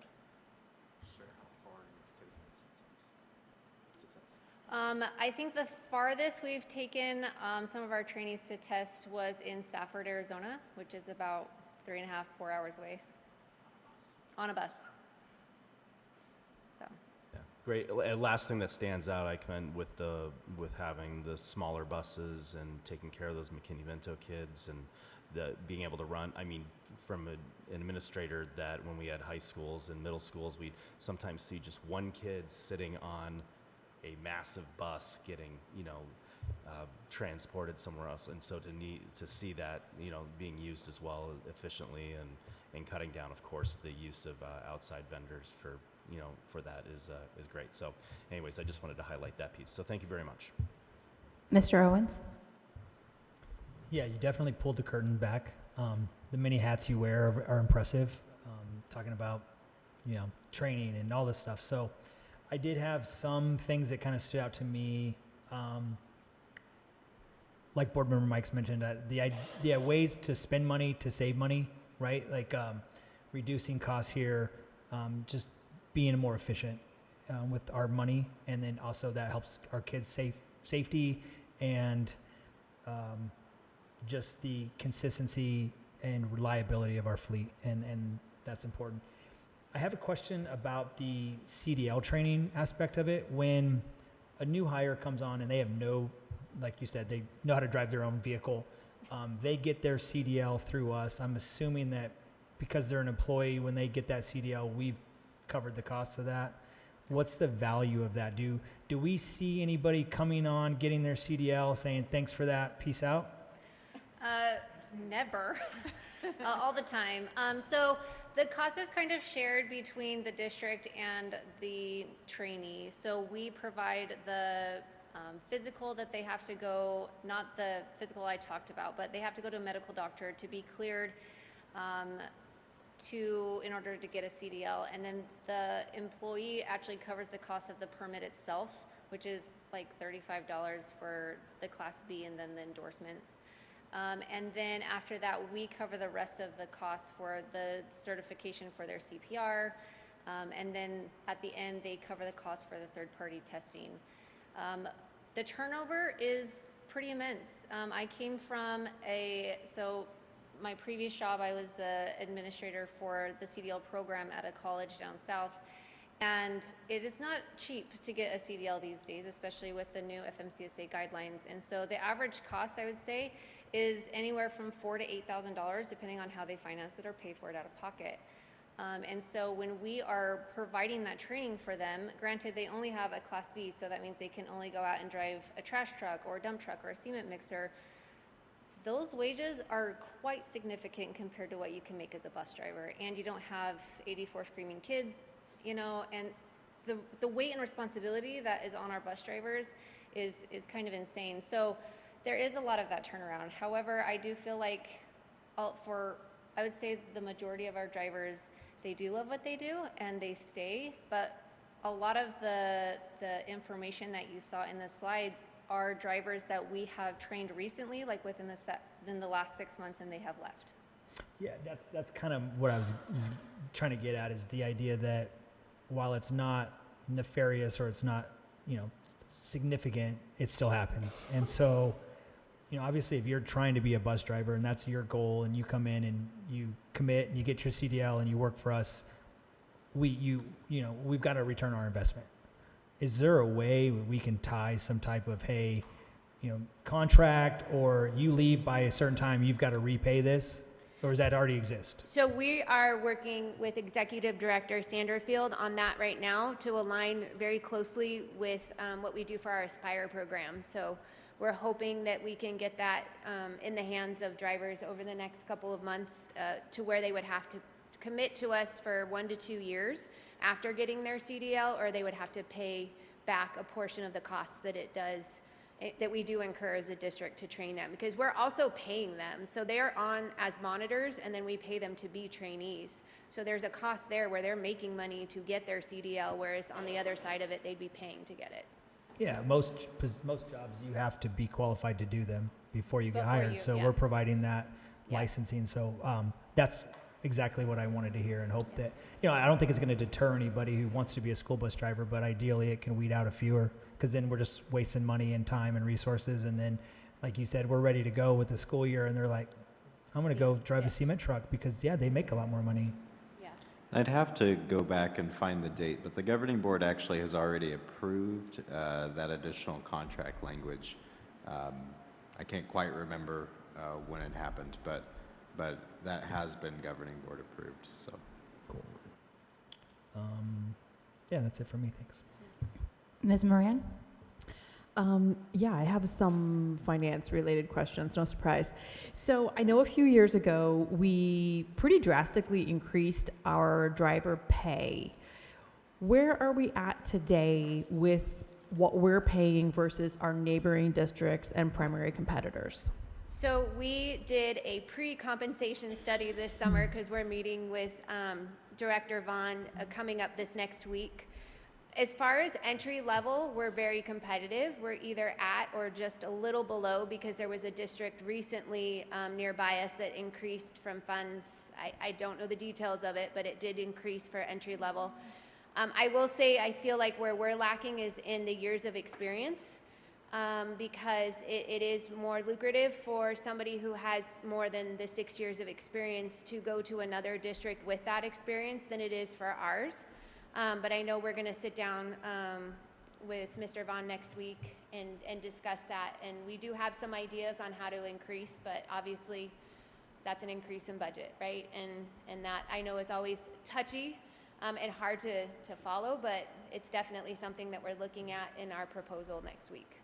Okay, great. And then refresh my memory, at one point in time, we did have some retention bonuses for transportation. Are we doing anything like that now? No. Okay. No, when those were approved, they were always approved as a one-time kind of initiative. And to elaborate on the compensation study just a little bit, we actually are taking a different approach to the compensation study this year in the sense of in prior years, we kind of bought a canned product, and I've done this enough times now that I know what it wasn't providing us and what we needed. And so one of the pieces that was just brought up is one of those. So all of those previous compensation studies were always focused on that beginning pay, and then there was always this built-in assumption of how much should be given for each year of experience. But I do think as we get into the budget process this year, we will probably see a bigger impact of the compensation study than we have in previous years, because we've designed a compensation study now and found someone to do it for us. And one of those things we're asking them to look at is how much do other districts increase 4 years of experience. And so not only will we be looking at that beginning compensation, but we also will be testing that assumption that's been built in of that 1% per year of experience to see how well that keeps us competitive. And part of the reason we're doing that is we've been finding that it hasn't. And so it is something that we'll be looking at both in the context of this conversation, but as well as other conversations kind of across the board. So we might see a bigger change than we have in the past. Okay. But I'm excited for it because that's data that we need. Yeah, exactly. I mean, it could end up being an expensive prospect, but we need to know that to have the retention and retainment that we really want to have, not only with our drivers, but anyone who works for us. Yes. Yeah, when you look at the grand scheme of things, when we're paying someone in a first year at $22.79, one more year or one move over on the step is 23 cents. Yeah, good point. Good point. I also just wanted to comment on the fleet replacement, which I know is very important and is critical to the operation of the buses. And I know that you'll be working with Michael and working with our bond funds that are available and any future bonds that may need to happen between now and the 2033 numbers that you talked about. So I know that is all in good hands and that you'll keep the board updated on all of that. And then my last thing is, I don't know whose idea the signs in the neighborhoods were at the beginning of the school year, but I absolutely loved that. I think it was fantastic to have not only the visual in the neighborhood to say that, hey, we're Litchfield, we're still here, but also as someone who had children ride our buses and never really knew exactly where the bus stop might be, to see those signs and have the QR code to be able to sign up. I mean, that was awesome. So keep doing that. I think that's amazing. And lastly, I just want to thank you, both of you, for your leadership in our transportation department. I've been here when it was not pretty at all, and I like that it is getting prettier every year and every day. And I am so excited we haven't had any cancellations. I do understand that it's been touch and go and that we are at our wits' end at certain times. And if there's anything that we can do as a board to help with that, keep us updated. And this presentation was very informative, and I'm glad that we had the time tonight to be able to hear about transportation because it's very important. So I appreciate your hard work. Ms. Wallace? Yes, I agree. Thank you for the presentation. This is transportation and food service are two parts of school that we sometimes don't think about in education, and it's so vital to kids getting to school and being nourished when they're at school. So thank you for your roles in that. You both have done amazing things with this program. The fact that we're certifying our own drivers, doing your own training is amazing. The videos that you've created, the lack of route cancellation. I am now not, my kids rode buses for 5 years, and it was kind of always a disaster. And as soon as I moved to an open enrollment situation and no longer use the buses, you guys have fixed it all, and it's all beautiful. So I just appreciate everything that you have done for the families and for driving buses. And for any parents that are watching, even if it's only 7 of you, please make sure that at Christmas, end of the year, randomly, you are thanking those bus drivers, giving them a card, just showing your appreciation that they do the job that they do, and it's so important. So thank you very much. I don't have any questions, but this was a lot of information, and as somebody that's been on this board a long time, we've seen the ups and lots of downs on the transportation side of things in this district, and we know how important it is. As a mom that has a kid that does special needs bus riding, and now I have a student that rides the gen ed buses, I get to see all of that now. And thank you for fixing it in time for my little one to ride the bus and never have a bus canceled. But I agree. Thank you for the work that you two are doing. Best decision that this district has made was to move Ms. Tassin over and to take on this job and to get this department together. I cannot thank you guys enough for what you've done to make there be no routes canceled this year. That's amazing, and kudos to you and all your team and all the time that you're putting in. I know that you guys are working hard and driving buses, so we appreciate that. While things are not perfect yet, they are on an upward trajectory. So thank you guys again for all that you do. Thank you for the trust you guys gave to us to hire Ms. Tassin and Ms. Kleiman, right? I apologize, I didn't wear a jean jacket. I'll get the memo next time. But continue great things to come, and so thank you.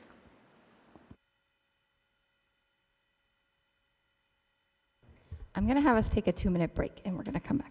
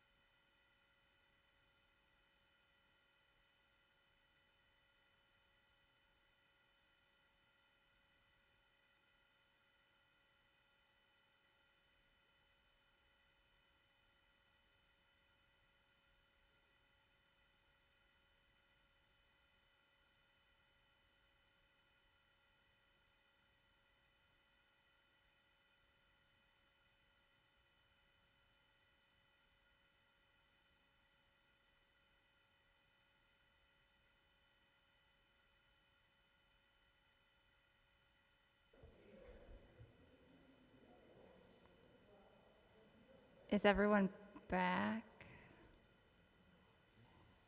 Sorry.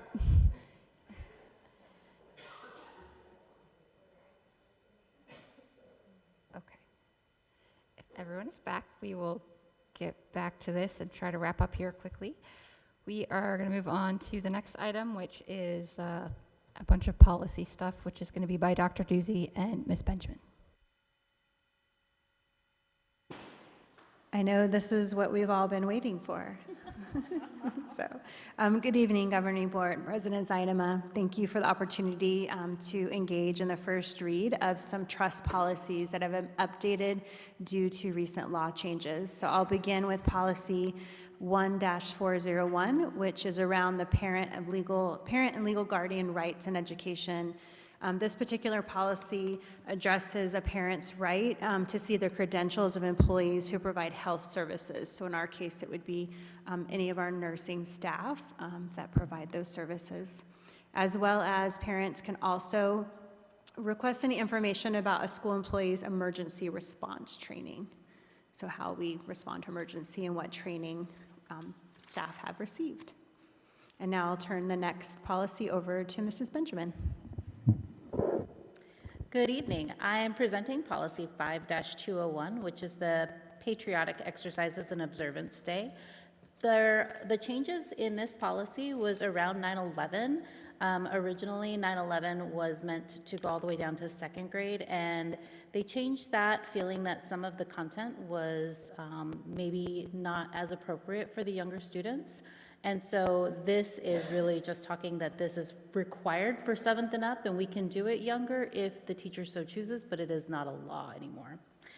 Policy 5-203 is students with disabilities.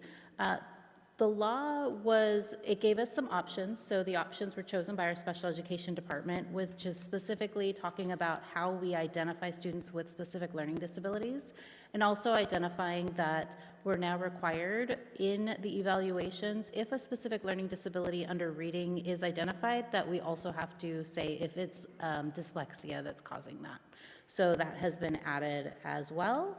And then we did also just add some additional language under the private placement. So private placement is a level D school, not White Tanks. White Tanks can be a level D school, but if we are changing to a private placement, we have some additional procedures that we've been following in Litchfield, and we've just added those to make sure that it's clear in our trust policies.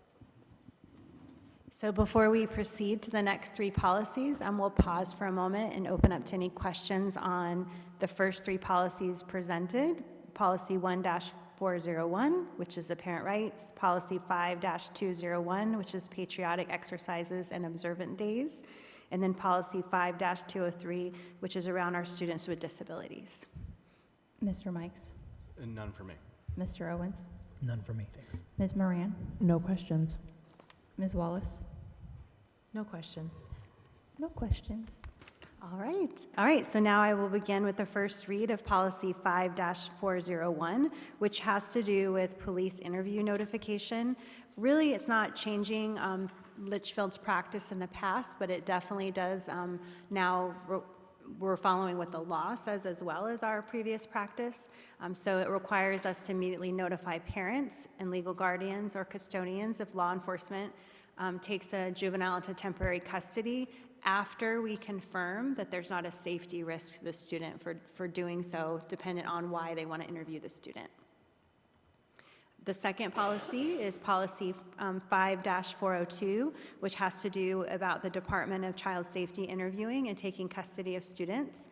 And again, this is reflected in a new law that clarifies that the Department of Child Safety may be required to present their official identification upon school visit and a valid driver's license. School may not keep a digital copy of this or personal information. And then the last policy is 5-404, which is administration of medication.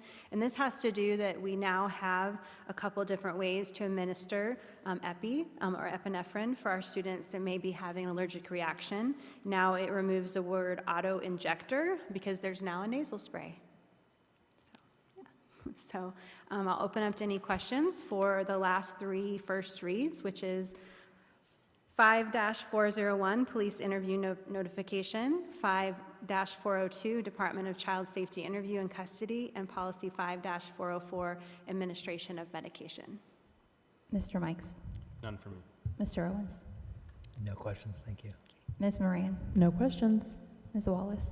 No questions. I don't have any questions either. Thank you for this All right, information. thank you. We will be bringing these policies back to our next board meeting for your approval. Thank you for your time. Thank you. And now we are going to move on to reports. We'll start with reports from governing board members. Mr. Mikes, you can start. Just a couple kind of events.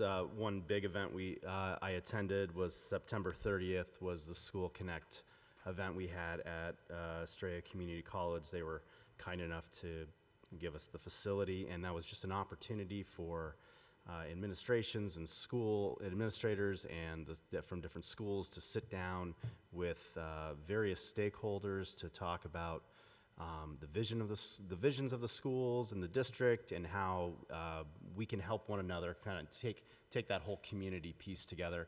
I had a chance to sit at Rancho Santa Fe's table and just kind of once again, you hear all the great things that are going on, and you're meeting new people that are important members of the community or supporters of the schools. And it was just a great opportunity to see that open forum happen. And it was a pretty outstanding success. The room was full. So that was great. Yesterday I attended my first beam signing for the new school, and that was cool. Just a couple minutes to kind of sit back and meet with some people, sign the beam that's going to be put into the school. It's going to be hidden so they can't see my ugly signature, I guess. But that was an awesome process. And the last thing is I represent our board on the Litchfield Elementary School District Educational Foundation. And just had a meeting, and it's the last meeting. It's just kind of nice. You look around, and you're hearing these community members sit around and talk about how can they further support the teachers, the staff, the students of this great district, and constantly, working, putting in extra time to just support all the important elements of our district. So just a shout out for them on that. And just to point out as well, there is a fundraising pickleball tournament that is going to be October 26th. It's at Chicken and Pickle. So just kind of, there's my little advertisement for it as well. So that's all I have. Wait, where do they go to sign up, Mr. Mikes? Where do they go to sign up for the pickleball tournament? You can actually go to the school or to the website. It's lesdedfoundation.org. Thank you. Mr. Owens? Yeah, not a lot to report. I attended the beam signing yesterday, and on my way there, I passed the new the building site, not because I went there on accident and then realized it was not there. So, but I did, and I was just so impressed by wow, it looks like a school that's almost, there's so much more to be done, but it's just crazy. I haven't been there in a long time. So it was impressive to see just how much construction's going on and how exciting it is going to be to open that school next year. So that's all I've got. And then, yeah. Ms. Moran? Yes, for my report tonight, I have 3 primary things. The first is I participated in our board study session and our board retreat, which were both very productive, forward-looking opportunities for us to keep our sights in line with our strategic plan and vision for the future of LESD 79. I want to say that this board and administration are an absolute pleasure to work with, so thank you for that. I also attended part 2 of our district-wide safety roadshow. I was able to go to the 3rd grade roadshow at Palm Valley Elementary and the 6th grade roadshow at Wigwam Creek Middle School. As you know, I am visual and evidence-based, so I like to see these programs in action. And I will say that I was very impressed with the presentations because it broke down parts of our student handbook that students should be familiar with and should be reading, but maybe they don't get to it. And so it walked the students through behaviors and consequences, for example, school threats, bullying, etc., and really helps everyone to have a shared understanding of acceptable and unacceptable behaviors. Clear is kind, and I'm a big fan of making student behavior expectations clear, and these safety roadshows are doing just that. So keep up the good work. I know they're doing some 7th grade ones this week, and I'm not sure how many parts there is, but parts 1 and 2 have been fantastic. The last thing I was able to attend was the beam signing, also my first beam signing, and that was an opportunity to mark the construction progress and write a message for posterity's sake on a beam that will be hidden in the construction. So it's just a little nugget that we're gonna nose up there. It was a nice time of reflection and celebration, and I look forward to seeing our new campus continue to completion and host students and staff next year. So I will close with lyrics from One Republic, their song Future Looks Good. You are the future, and the future looks good. Ms. Wallace.